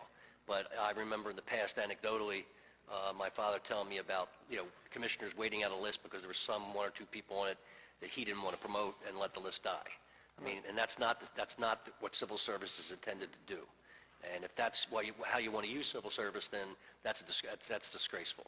I mean, I would begin to pursue remedies outside of this body with legal opportunities to bring action against the administration, the commissioner, and the city for this intentional derailment of people's careers and taking away resources and revenue from them. I honestly believe that there's a case there, and I would love to be part of it and love to participate in bringing them to justice in some way, because they won't, I can tell from the body language and from the comments that they're not going to do anything different than they've been doing other than continuing to harass and subjugate people to this kind of oppression. It doesn't happen in the police department at all. I never get a complaint about the police department in this regard, and I think it's stunning the difference between the police department and the fire department. And again, as you heard Mr. Resnick testify, that Chuck Ramsey, they don't have these conversations with him. He's not brought in, and they have a kind of council to determine what they're going to do. He runs his department, and he gets along quite well with his labor force and with the FOP. And that's what I would love to see here, but you're not going to see it with this commissioner or with this mayor. No. Councilman Green.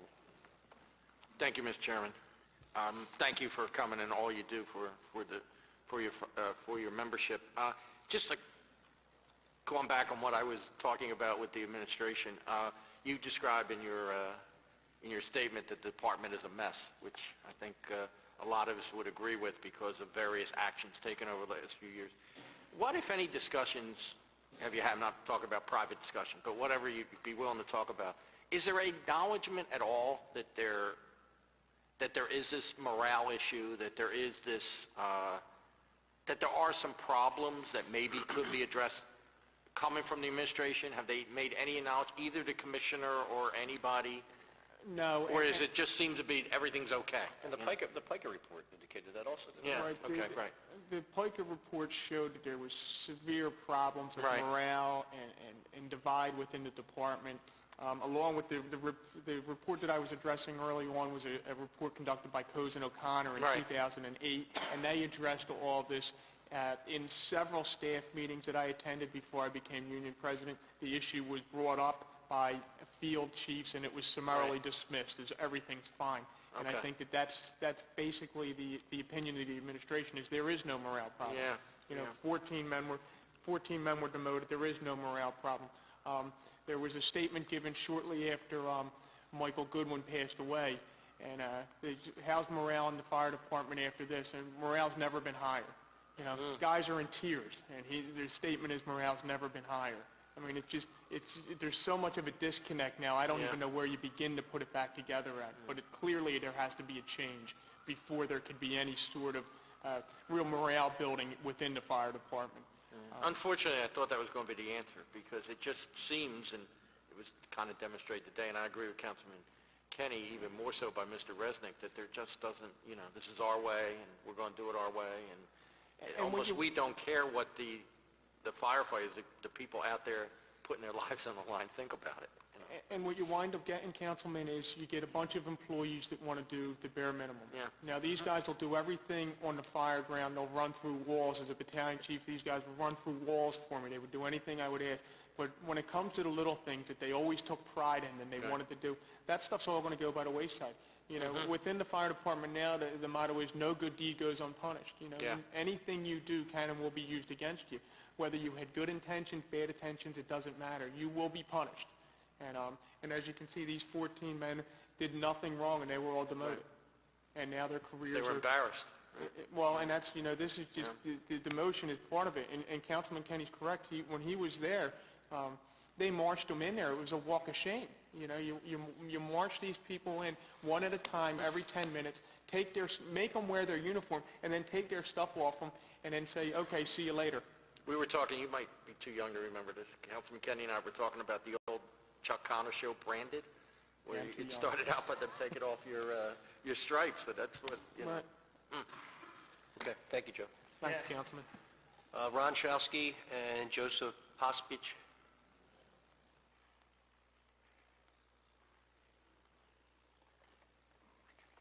Okay, that's all right. I appreciate it. Thank you. Sure.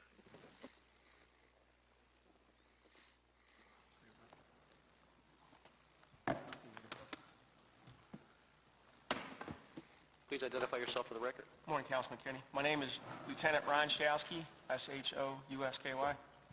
Please proceed. Prepared a brief statement. Thank you. Morning, Councilman Kenny and members of the Committee on Labor on Civil Service. I began my fire career in March of 1996. I've been assigned to both engine and ladder companies as a firefighter. February 2006, I was promoted to fire lieutenant. After this promotion, I did some time in the field at both engine and ladder companies. I was voluntarily assigned to the Fire Training Academy, where I trained over 500 fire recruits and fire service paramedics. I also assisted in the development and ongoing instruction of training programs for veteran firefighters and new incoming recruits. I have 8 unit citations to my credit. I am certified as a firefighter 1 and 2, fire service instructor 1 and 2, hazmat operations and awareness, fire officer 1, and an EPA hazmat technician. On June 4th, 2013, I had a scheduled appointment at fire headquarters with Commissioner Ayers.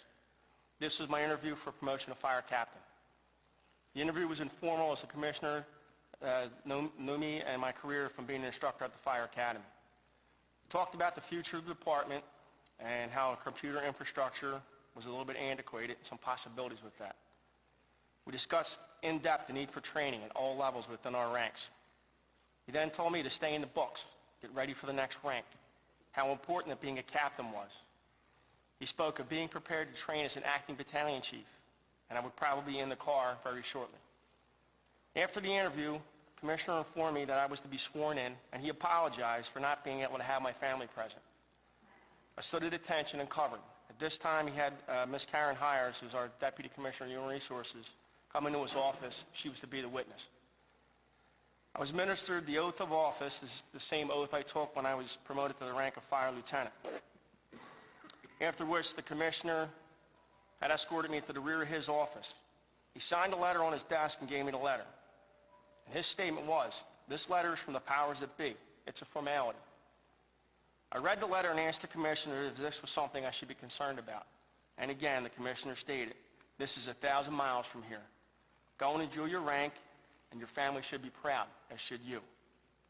At this time, I went with Ms. Karen Hires into her office and was reassured again that the letter was a formality.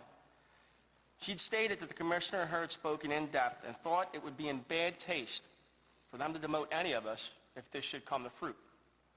Ms. Hires then asked me if I was signed up to take the next promotional test, which was in a few days. My response for her was, "Am I eligible to take this exam? I thought I was just promoted to the rank of fire captain." She gave me no response. She congratulated me and told me to enjoy the promotion. From there, I was taken in to see Miss Vicki Lewis. I was given my collar devices, an assignment to Division II and a D platoon until further notice. Upon leaving headquarters, I went home and called Central Personnel because I was just still a little bit iffy about whether I should take the exam or not. Probably 2 or 3 hours of being bounced around and put on hold, I finally had somebody tell me I was eligible to take the written part of the exam, but because I was promoted to the rank of captain, I couldn't go any further in the process. And this was due to civil service regulations. At no time was I ever informed by anyone that this was a temporary promotion. My commissioner assured me by his actions and his statements that I, as of that date, was promoted to the rank of fire captain. The above statement is the truth to the best of my knowledge. Thank you. Please identify yourself.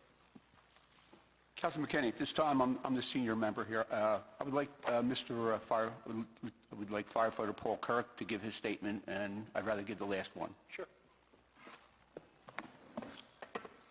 So, Mike Laverty, Paul Kirk, and Francis Kinney.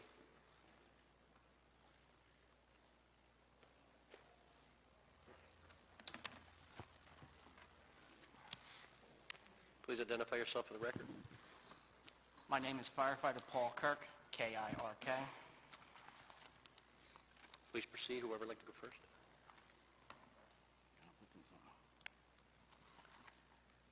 Good morning, council members. Thank you for giving me this opportunity today.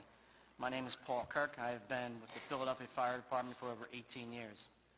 In this time, I've held the position of fire service paramedic, firefighter, and on June 7th, I was promoted to the rank of lieutenant, fire lieutenant. I was then demoted back to the rank on firefighter on October 2nd. On June 7th, I had a promotional interview with Commissioner Ayers. I went to the Fire Administration Building office, the Commissioner Ayers' office, and it was a casual conversation with some discussions about the responsibilities of a lieutenant. I was under the assumption that this was an interview, a lieutenant's interview, and not a promotion. After these discussions, I told Commissioner Ayers that I would like to have the opportunity to speak with my wife about getting promoted because she was not happy with me being a lieutenant. He replied that I was a good firefighter and did not want to hear any talk about me turning down these horns. I told Commissioner Ayers I was scheduled for a lieutenant's exam the next day and asked if I should take it. Commissioner Ayers advised me to take the test. He says that I was concerned because of a scheduling conflict if I was promoted and switched platoons. He said, Commissioner said, to take the test, tomorrow you will be off because you're getting promoted today. After we leave here, stop by Deputy Commissioner Harrogate's office and pick up your assignment. He then went on to say that I was getting promoted right now, and I was to stand up and cover, and he was going to swear me in. At this time, another individual, who I believe was Pat Mann, I'm not sure, came into the Commissioner's office as a witness. I never spoke with Karen Hires that day, nor did I see her in the Commissioner's office that day. The Commissioner signed a promotional letter concerning the court order and handed it to me. He said, just to let you know, the city is going to fight these promotions, and if the city wins, it will that I would be returned back to firefighter. Then he said, I do not know if they would win, but enjoy your rank. I left the office and went outside with Pat Mann. I had to sign a voucher for my clothing check and to pay $10 for my badge, my firefighter's badge, to return for me. Pat Mann gave me all my lieutenant's brass and in an envelope and said, congratulations, Lieutenant, and to tell you the truth, I don't think the city will win. On June 8th, I took the lieutenant's exam. I did not prepare for this test because I was the next person to be promoted to lieutenant.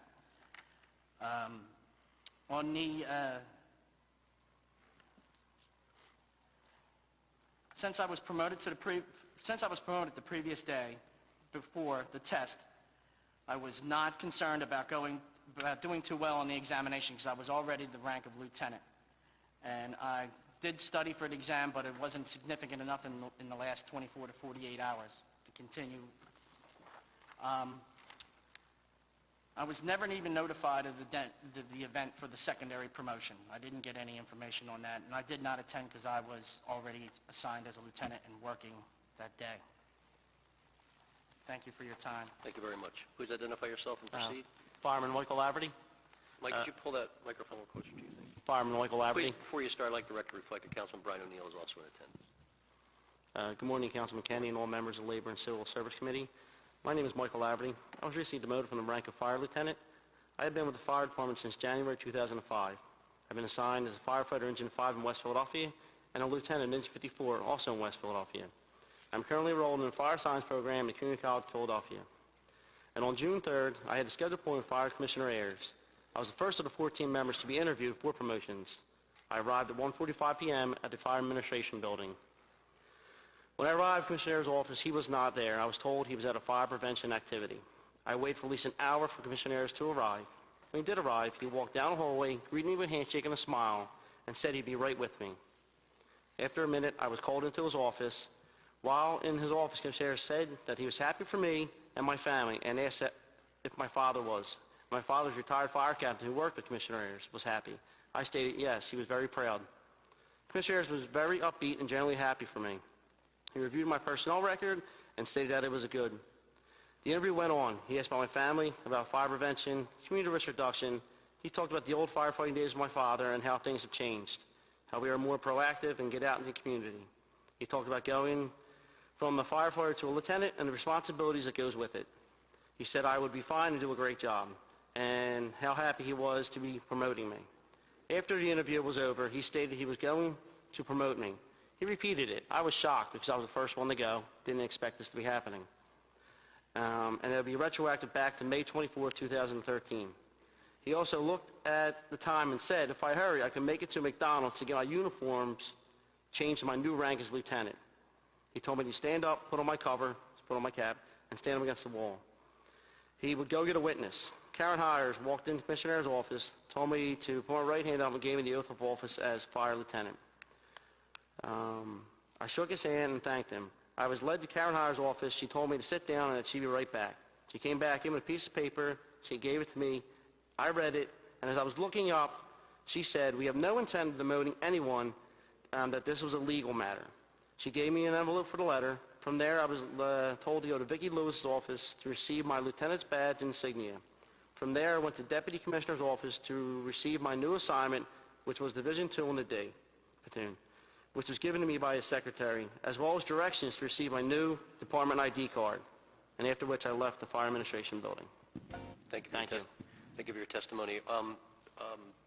I was quite outraged by the characterization in the paper today from a member of the administration staff referring to you as underperformers. I want to apologize for that. Thank you. Thank you. Is Frank Kinney here? That'll leave. Robin Thomas, Maureen Reiser, and Diana Fike. Councilman, Joe Pospiech come back up first? Oh. He wants to go last.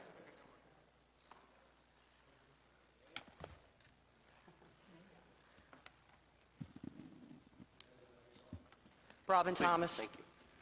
First, I'd just like to say I'm a little disappointed the commissioner's not here. I feel like I've been put in the back seat when it's my turn to sit in the front seat. Well, it was hard enough. It was hard enough getting him here to begin with, and he was racing to get out. But I mean, I can't physically constrain someone from leaving.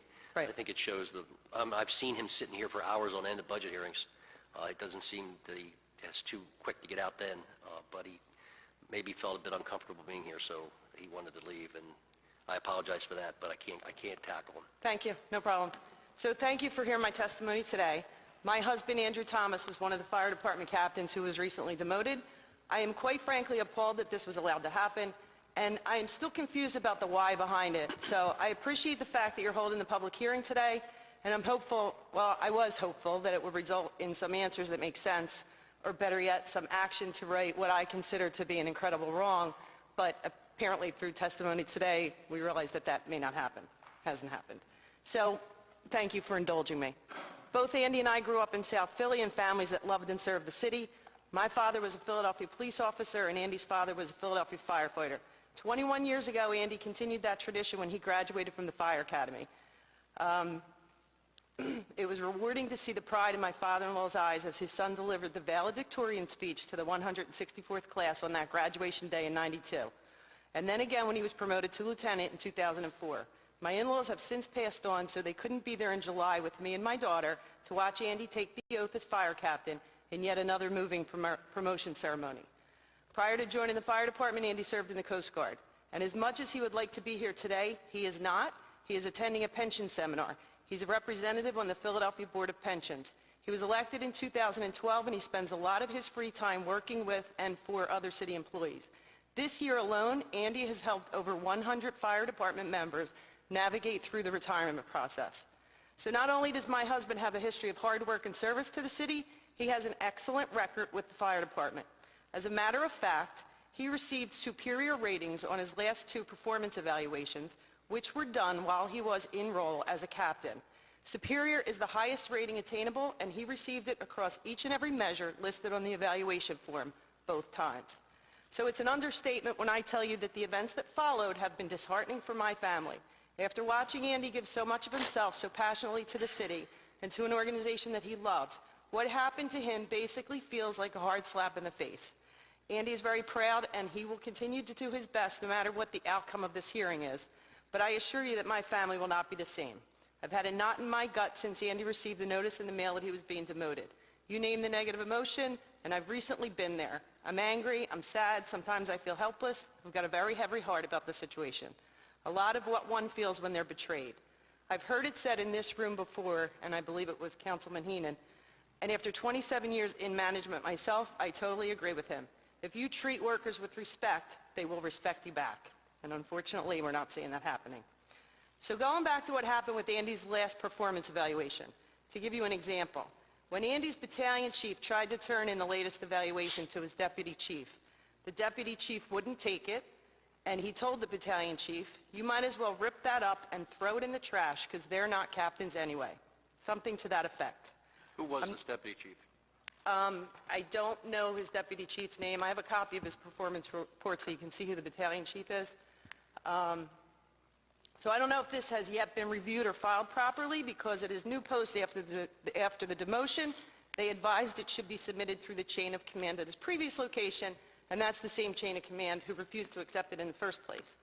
So the union, as we all know, had taken the administration to court to get them to fill budgeted vacancies from a valid civil service list.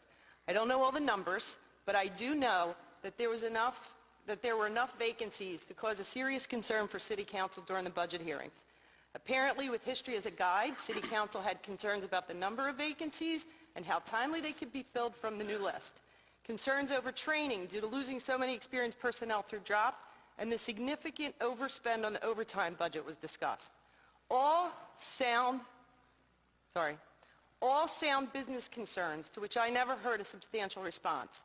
I watched these hearings, and from a safety standpoint and a taxpayer standpoint, I agree that Council and the union were rightfully concerned.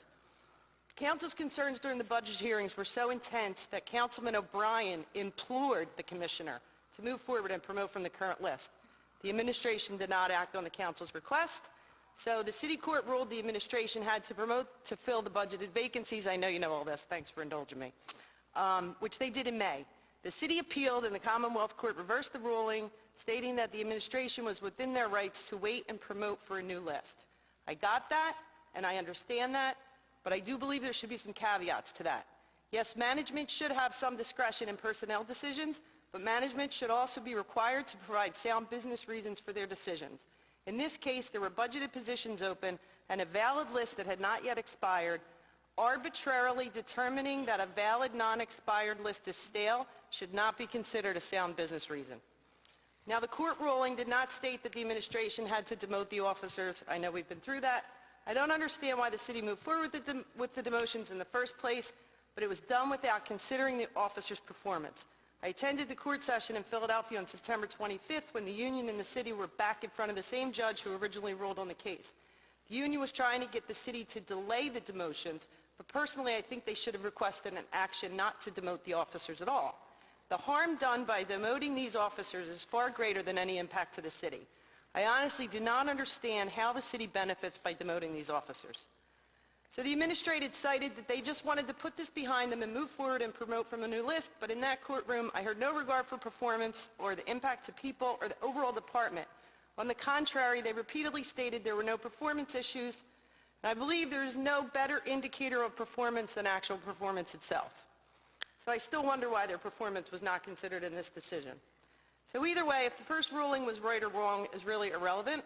The officers had been promoted from a valid list, they passed all the requirements to earn the promotion, and they were all performing with no issue, so why demote them? We can't just close our eyes and pretend the promotions didn't happen, regardless of the circumstances regarding that promotion. Thank you for your testimony. I'm sorry. So, there's been no sensible reason offered as to why these officers were removed from their posts. Not only do I believe it's a violation of their rights, it has negative consequences on morale of many other officers and firefighters across the department, not to mention the emotional and financial impact to these officers and their families. They were enrolled for 4 months, all doing a good job, working together and bonding as a team with the members in their platoon, only for it to be pulled out from under them without cause. The right thing, obviously you agree, would have been to leave them in their role. So in May of this year, the day Andy got promoted to captain, the fire personnel director told my husband not to worry. She said that even if the court ruling got reversed, it would be in poor taste for the city to demote. She was right about it being in poor taste. I'm here today because it not only impacts my family at the core, it is simply wrong. My request originally was that this committee continue to do what you can do to persuade the decision makers to reinstate the 14 officers back to their rightfully earned rank. That would be the right thing to do. You've done that, you're doing that, I appreciate that, so I guess we'll see where this goes. Thank you. And I can assure you that we're not going to stop. I'm sorry? I can assure you that we're not going to stop pursuing it. This and every other ill-advised, ill-timed, and nasty action that they take, and it's not going to be over yet. I hate to say it, but they're going to continue on doing things to people the way they do them. And we're just going to have to continue to fight with the union and through the courts. And again, I continue to recommend that there be private action taken on behalf of these officers and anyone else who's been wrongly disciplined, wrongly fired, and go after them personally, go after the city. It's obnoxious. And I don't think it's going to change until this commissioner's gone.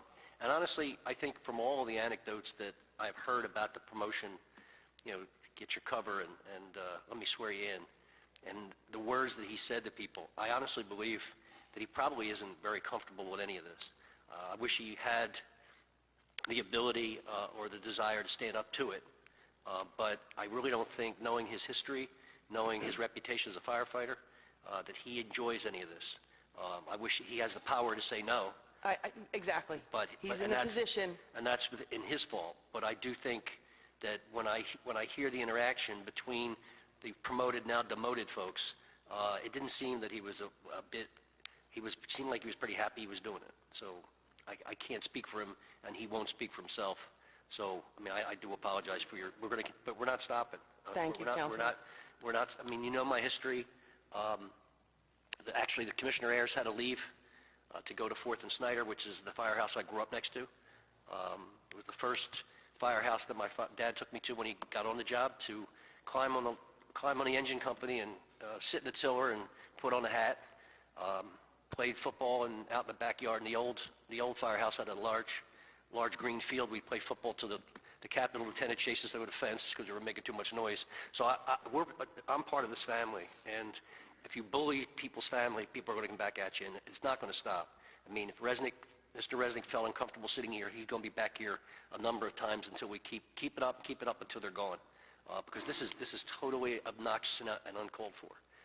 And I don't know how you can go and pay homage to someone who's fallen in the line of duty while at the same time treating people who are in the line of duty right now the way they're doing. So I apologize on behalf of the city. I wish you had the power to reverse the decision. One day I might. Please identify yourself for the record. Yes, Maureen Reiser. I'm the partner of Joe Poshbiak, and thank you so much, Councilman Kenny, for all you do for them. Wish we could do more. Yeah. I just would like to read a statement. I am having a very hard time comprehending what has happened. Please take a moment and think about the morale and feelings of these good men who would risk their lives for you or anyone in a moment without any thought of themselves. It is demoralizing to the city of Philadelphia what has happened to the fire department. This topic is on the top of everyone's agenda that it has affected, including but not limited to their families, friends, and co-workers. I understand that they got their promotions because they won in court. There were so many vacancies at the time of their promotion that had been open for quite some time. These vacancies were actually costing the city more money in filling them with officers and paying them overtime. Please take a look at the costs the city has already gone through to get these men demoted, not to mention the future costs that this will involve because of the union appeals that have already been filed and other court battles that will take place because of these demotions. In addition, the cost of the city has incurred for training the 14 officers out of these promotions, and the additional time and cost it will take to train new officers. For some reason, getting to the number they were on this promotional list this round was considered stale, when in the past at times these promotions have gone even further past these numbers. These were men, just as every promoted officer in the department, who met every requirement to get these promotions. They had excellent records in their many years in the department. Since they have passed the test, they were qualified as any other previous officers to be promoted. Some of these men have even received awards. I know for a fact one of them fought in Vietnam for our country. How can any of these men be referred to as stale? Some of these men have fought fires beside men who have died in the line of duty. I sat in the promotion ceremony and watched these officers get promoted along with several of their fellow officers. I looked around a room with these men and their families, and the men were so proud to become officers and be part of the department. The families were also very proud of our men in our city. It was a room filled with honor and dignity. Many tears were being shed in such proud moments. Videos were put up on a screen of these same men who no longer matter. The fire commissioner and others stood up and gave very heartfelt speeches about how proud they were of these heroes and how the day of the promotions that a woman crossing the Roosevelt Boulevard with her children in a car traveling at a high speed killed them, and that these heroes are the first to show up at every tragedy and fire in our city and are willing to do anything and everything to save a human being. I know this firsthand because I lost my uncle, firefighter Thomas Stewart. He gave his life in the line of duty saving another human being at 37 years old. His plaque dedication was recently held at Frankfurt Avenue. I know there are a lot of things that go on with this city that you must be involved in on a daily basis. Please try to put yourself in these brave, proud, hardworking men's shoes and see that they do not deserve to be in this place that they are. It is unfortunate what is happening all around us, but to punish these men is such an injustice. Then to top it all off, not only are they demoted, but not a day later, the promotions of 26 captain and 45 lieutenants is announced. This is truly so heartbreaking and demoralizing to all involved. Someone please help these 14 men gain back their promotions. Thank you for your testimony. Let me just correct your testimony. They were not promoted because they won in court. They were promoted because they earned it, because they studied, they got on a list, they tested, You're they right. got on a list, and they wanted to wait the list out. And that's what's unfair. They were promoted because they earned it. Yes, And I thank you for your testimony. thank you. Please identify yourself. Hi, my name is Diana Fike. I'm wife of fireman Joseph Fike. Sorry, I don't have anything prepared. It's okay. He has been in the fire department for 17 years, and he's been waiting a long time to be promoted. He has earned it. He has many achievements throughout his career. So when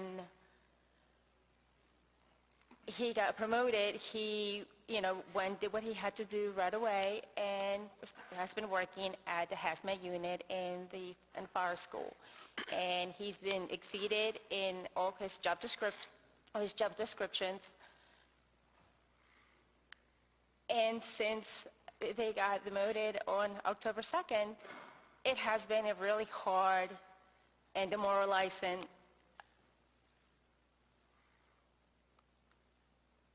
area in our family. It has definitely affected our marriage. It's definitely affected my son, who's 12, who sees the change in him. He's a different person. It's so demoralizing. He doesn't like to be around people. In order not to be asked, not to be said, oh, I'm sorry about what happened to you.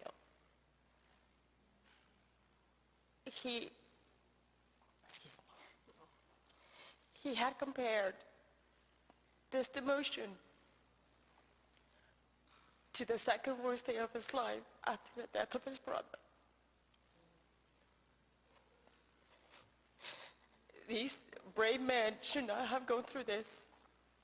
They deserve to be where they are, and they earned it. It wasn't given to them. So for the fire department to do this to them, it's just ludicrous. Thank you. Thank you. Sorry for your trouble. I'd like the record to reflect that Councilwoman Cindy Bass is a member of the committee is also in the room. Thank you very much for coming in. Mary Laverty and Jennifer Laverty.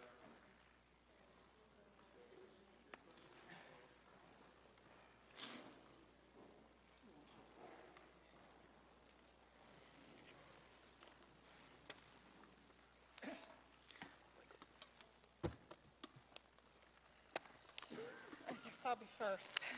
Who's that? Kathleen Laverty. Oh, I'm sorry. I have Mary and Jennifer. It's on my list. But Jennifer is my son Michael's wife, but she couldn't be here. Their baby's sick today. okay, fine. Please identify yourself formally for the Kathleen record. Laverty. And please proceed. Good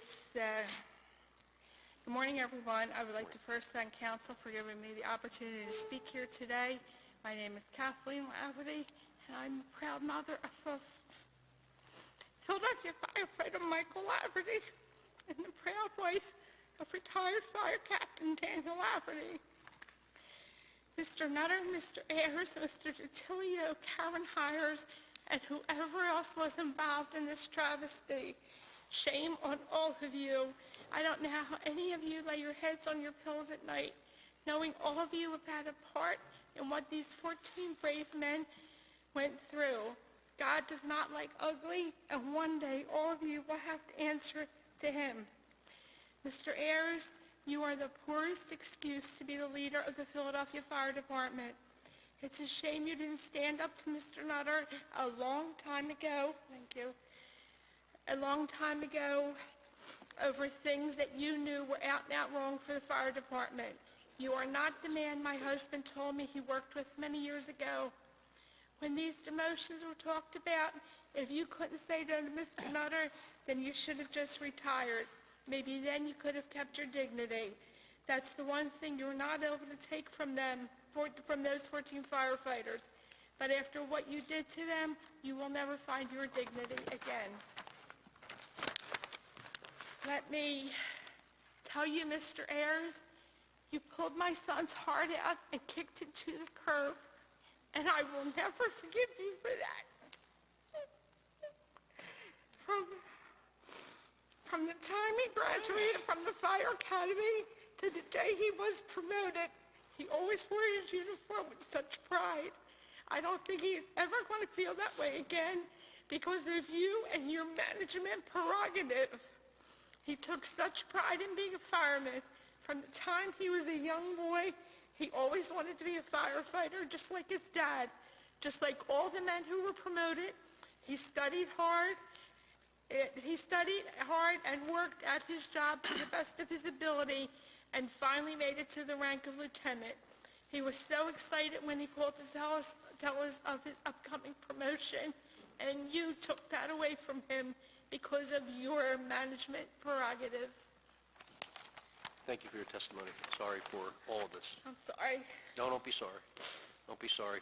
There's some heartless people in this government. It's a tough, tough thing. Please identify yourself. My name's Dan Laverty. Yes, sir. First of all, I'd like to tell you that I have a large family, and all my kids went to the firehouse just like your dad took you.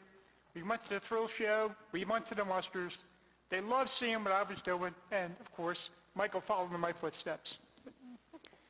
Okay, again, I would like to thank City Council for allowing me to speak. I'm the proud father of Mike Laverty, firefighter. I have served the citizens of Philadelphia as a firefighter for 34 years, the last 28 years as an officer. I retired in 2008 as a captain. Through my 34 years, I've seen many changes within the fire department, some good, some not so good. But what happened to my son and these other firefighters is a disgrace, a black eye on the department. These men studied hard and passed all the required testing and were promoted to various ranks. At first in secret, and then a ceremony was held at the Fire Training Academy. Then, unfortunately, they were unceremoniously demoted. I would like to share with you what it's like to study for a promotional exam. I had taken a few. It's long hours of boring material. It's setting up study groups, making endless questions to pass the written exam. Lots of time, lots of dinners are missed, and lots of child's activities are not attended. Then once you pass the written, then comes sitting for the mock oral boards, which you set up with the members of your study group. You go through every possible fire personnel problem you can think of, or get of any fire publication you have in your possession. I'm telling you, it's a long and tiresome process. Once my son and these other firefighters were demoted, I tried to come up with some answers. Why was this done? The first one was, were they not qualified? Well, they stated before they passed all the exams, and in fact, they were promoted. So that wasn't the answer. Then, were there not enough spots available for these individuals? Well, as you've seen, a week after they demoted these people, they promoted 45 or 46 lieutenants and 25 captains. Whatever the exact numbers were, I don't really know. But a substantial amount. Well, were these 45 lieutenants and 25 captains not qualified? Well, I think if you look closely, you will see that the vast majority of the individuals who just were promoted took the test the last time. It's just the nature of the animal. I've been through it. I know what it's like. You just keep on taking the test till you pass. Doesn't make you a better person or a worse person. Just makes you qualified when you get the opportunity that you pass. So I'm in a dilemma. I don't know why my son and these firefighters are not allowed to keep their ranks they work so hard for. I hope these hearings will shed some light on this issue, which I found I didn't do a darn thing, and correct the black eye that has been given to the Philadelphia Fire Department. And by the way, my son was promoted on the 6th of June. He called me to let me know that. I said, well, how's it going to happen? He said, oh, no, I got an interview with the commissioner. I said, well, Are you the first to go? He said, yeah, I'm the first person to go. So there's stuff about the 30th that's a bunch of bull. Thank you very much. Thank you for your testimony. Council, Chair recognizes Councilmember Bass. Thank you. Thank you, Mr. Chairman. And I wanted to thank those who have offered testimony here today. I just wanted to mention that just this last Friday, I happened to be at a fire station in my district, which was Engine 37 on Highland Avenue.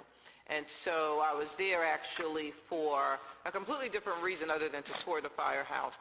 We were there to talk about the actual building and the trucks and fitting the trucks into the building and some issues we were having. And so, but once we went inside and took a look around, I was shocked at what I saw.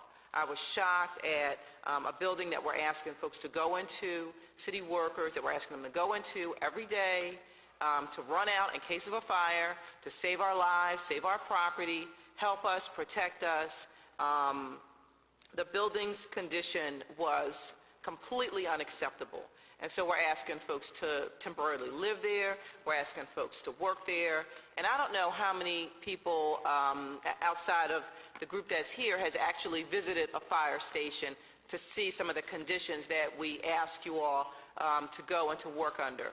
And so besides the stress of raises and promotions and then demotions, there's the actual working conditions, which really do need to be addressed as well. And so I would really encourage folks, as we support the folks who are out there protecting us day by day, I would really ask that folks actually take a moment and take a look inside of a fire station and the working conditions. I mean, it really does say something about the way we treat those who protect us. And I just really wanted to say something about that. This is an honorable position, and we need to treat it as such, no matter whether we are working to fix a wrong that needs to be righted, or whether we ask folks to go into a building that is unsafe and the conditions are unacceptable. So I just wanted to make a mention of that. Thank you, Mr. Chairman. Thank you very much, Council Member. The last witness is Joseph Pospiech. Am I mangling your name that bad? I think I've said it 3 different ways. So straighten me out. It's Joseph Pospiech.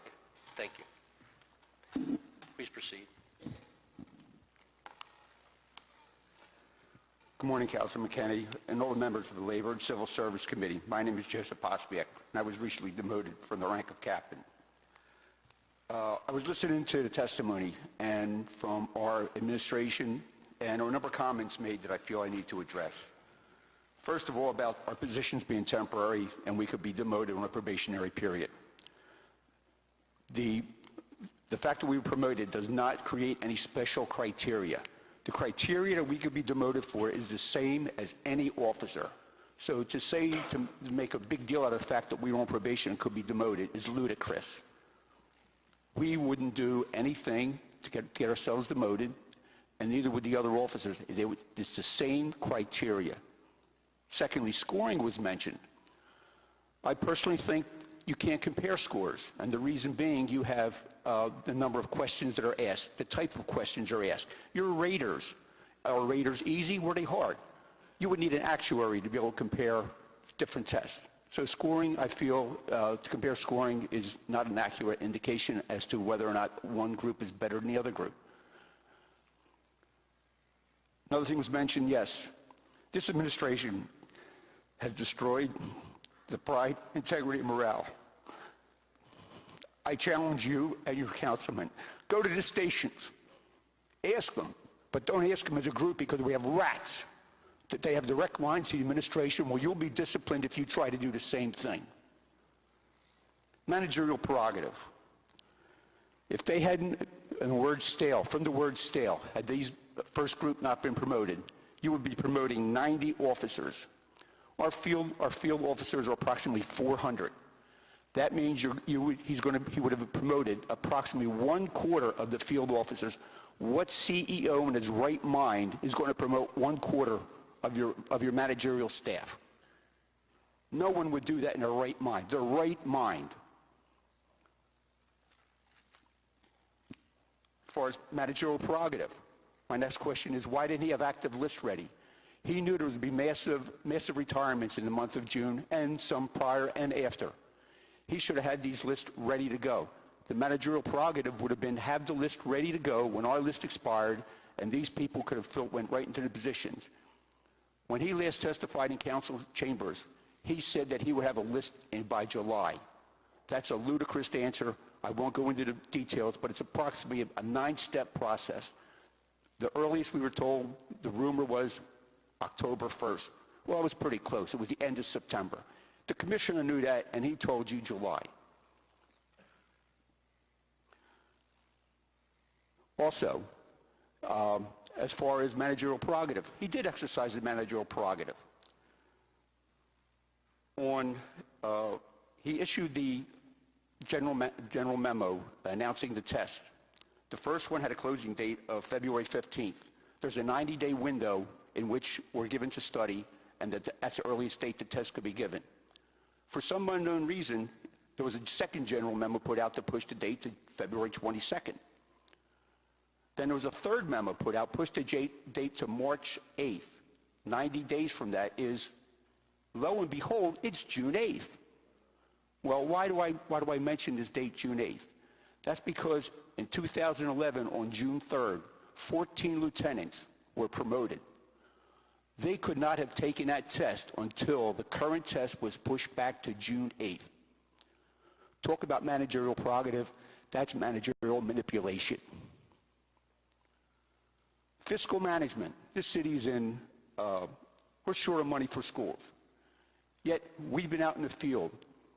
By paying us a regular salary at our promoted positions, you are now paying firefighters overtime. Had we not been promoted, you would have been paying officers overtime. Obviously, it's much cheaper to pay a firefighter overtime than it is an officer. Finally, demotions, our demotion ceremony. You were 100% correct. And Mr. Resnick made it seem like there was something going on. The only thing that happened was Commissioner Ayers gave us a letter saying you're being demoted, and we turned in our bars. That could have very easily been done in civilian clothes. So you're 100% right. Unfortunately, at this time, I will begin my statement. Our current and ongoing problem began because we achieved a passing score on a promotional test. Once central personnel certified that list, then everyone, when that list is qualified and eligible to be promoted down to the last man, everyone on that list. However, the commissioner refused to promote this last group of certified firefighters and lieutenants. In fact, before City Council, the commissioner said the list was stale. This term is an affront to this group of firefighters. Well, let me tell you about myself. I was drafted in the U.S. Army where I took a battery of tests. Based on those tests, I was offered and accepted an appointment to Engineer Officer Candidate School. After graduation and promoted to second lieutenant, I was assigned to the Vietnamese language school. After completing the language school, I served in Vietnam, South Vietnam. I was assigned and served 13 months as a U.S. Army advisor to the South Vietnamese Army in Con Tum Province in the Central Highlands in the tri-border area. While in South Vietnam, I was promoted to first lieutenant. Upon returning to the United States, I was offered a promotion to captain, but I declined and was honorably discharged. I worked a short time for the Veterans Administration, but decided to go to college. In cooperation with the GI Bill and me working jobs, I graduated magna cum laude, 3.55 GPA, with a dual degree in management and economics. I briefly worked for the U.S. Navy on Robbins Avenue before transferring to HUD, Housing and Urban Development. Unfortunately, in the early 80s, federal workers were being laid off due to reduction in force, or called a RIF. I was told I was next. I had many friends in the police and fire department, so I took and passed the test. In June of 1984, I went to the police academy. I was one of 2 platoon leaders. I graduated and served in the 39th District at 22nd and Hunting Park. In February 1985, the fire department called, and I entered the fire academy. I served in both engine and ladder companies and was requested and served 2 years as an aide to a battalion chief. In 2010, I was also asked to become and serve 2 years as the lieutenant's aide to John Devlin, Deputy Commissioner for Technical Services. While serving in that capacity in the spring of 2011, on my own initiative, my own initiative, I voluntarily took the task of helping to fix or reduce a serious backlog of EMFR's errors and incomplete incidents. I published a weekly list of errors and scorecard regarding the completed errors. And by the way, EMFRS is a national fire incident reporting system. It was mandated by FEMA that Philadelphia comply with this. FEMA grants bring a lot of money into this city. In the summer of 2011, the fire department had such a bad reporting history that FEMA called Commissioner Ayers to attend a meeting in Boston. Commissioner Ayers then contacted my boss, John Devlin, Deputy Commissioner, to, and I quote, have your lieutenant email his latest statistics, which I did, and FEMA was very appreciative. Part of my success was that I started to use two new computer reports that had never been run before. I found them. In 2012, I was the only officer that was paid overtime to work on the EMFRS computer program at headquarters, the only officer in our entire department. Recently, as a newly promoted captain, I was asked to set up, and I did, set up a daily schedule for our IT department to run each one of the 6 computer reports.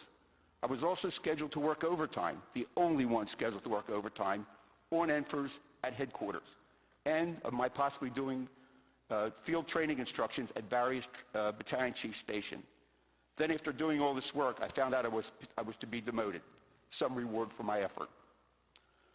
And notice that while working for the deputy commissioner, I was lovingly referred to as the EMFRS Nazi. At least that's what I thought. However, in many cases, I received very good cooperation because I gave specific instructions to specific company officers in what otherwise, in many cases, is a confusing computer program. Regarding the current situation, during Council's last budget hearing, there was you brought apparently enough pressure, so Mr. Resnick contacted our last union president, and they did a backdoor late-night deal, and they agreed to promote 6 captains and 11 lieutenants. The last union president was proud and bragged about getting 6 and 11. The rest of us were thrown under the bus. I do not and did not understand what would have been the problem with promoting all of us. There were vacancies. Regarding the promotions, I was informed I would be promoted and received a May 28th memo that was sent advising me of a scheduled physical at 19th of Fairmount. This memo was prior to the date of the written test. I also received notification that I was being promoted to the rank of captain, and my appointment to be promoted by Commissioner Ayers was June 10th, 2013, 2 days after the written test was given. Because of these notifications, I did not feel I needed to take another promotional test. Who would want to? You're being promoted. Prior to the date of that written test on June 8th, I was not made aware of or told of any problems, limitations, restrictions, or stipulations regarding my promotion to the rank of captain. June 8th, Saturday, was the written test. On June 10th, I had the first of 3 meetings 2 days later. The first was held in Commissioner Ayers' office. Commissioner Ayers congratulated me, and we had a cordial conversation. He talked about the fire department, past, current, and future. He encouraged me to, and everybody knows this term, stay the course, and continue to study for the next promotional step to battalion chief. He also advised me to get qualified to be an acting battalion chief as soon as possible. Commissioner Ayers said to me, and this was regarding to my EMFRS work, I appreciate the work that you did on the EMFRS program, and I will not forget you, so I will take care of you. Yes, he did. He assigned me to Engine 36, which is a very coveted position in the Philadelphia Fire Department. It's in Mayfair at Frankfurt and Hotel. Commissioner Ayers then told me, Karen Hires has some paperwork for you, and he called Karen Hires in, who was the Fire Department Human Resources Manager, to act as a witness. Commissioner Ayers then gave me the oath of office, swore me in, promoting me to the rank of captain. Commissioner Ayers congratulated me for a second time, and Karen Hires also congratulated me. Then I went to Karen Hires' office for my second meeting of the day. She congratulated me for a second time and handed me a letter dated May 30th. She stated, I have to give you this letter.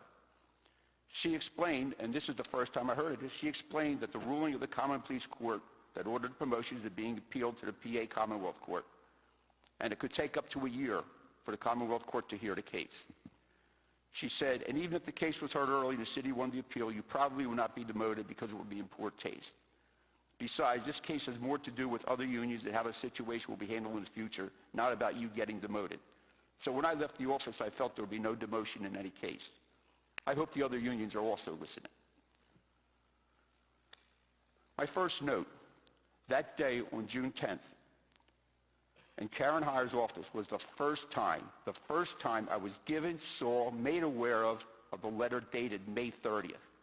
That May 30th is a bogus date. I don't know where it came from, but in the Common Pleas Court, both Ms. Morris, the city attorney, and our own attorney were citing the May 30th promotion letter. I don't know where they got that, but that was bogus.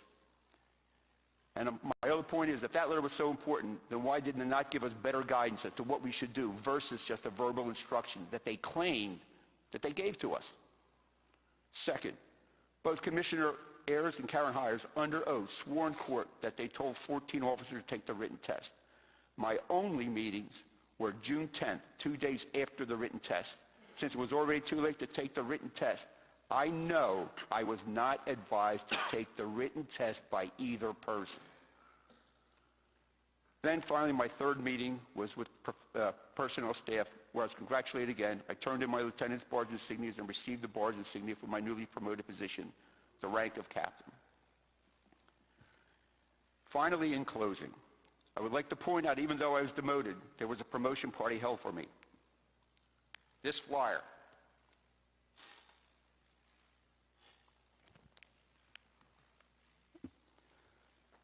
This flyer, I pointed out, said, this flyer was distributed, said captain. I pointed out that I was now a lieutenant and the flyer should be corrected. But I was told the firefighters voted to keep the word captain. So it turned into a promotion, demotion, welcome back party. They still gave me this captain's plaque.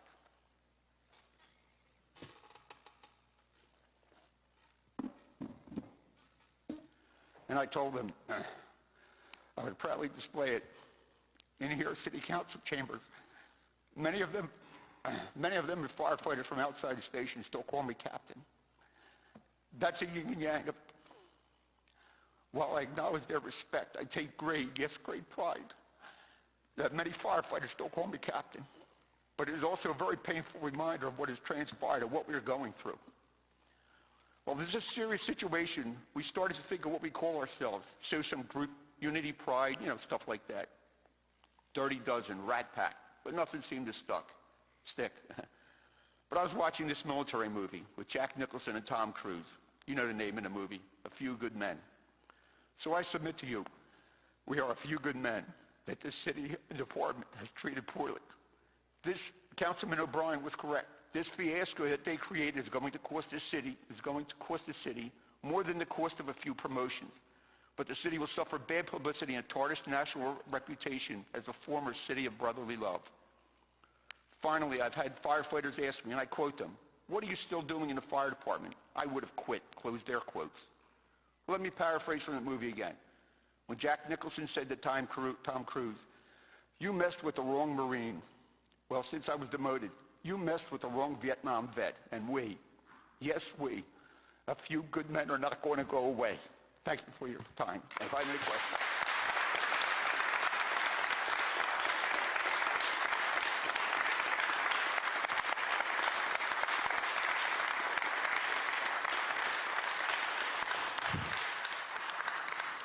Thank you very much for your testimony. I really do appreciate it. It was a good way to end this hearing. We will not go away either. I want to apologize again on behalf of the city for the misguided and mean-spirited statements of the mayor's people or person who called you an underperformer, and said in the newspaper you were an underperformer. And after listening to your curriculum vitae and your service to our country and our city, I don't think he knows what he's talking about. I know he doesn't know what he's talking about. And I think he owes all of you an apology for characterizing you as underperformers. This is not going to end. This is not going away. And keep up the fight. Stay the course. Thank you, sir. Thanks.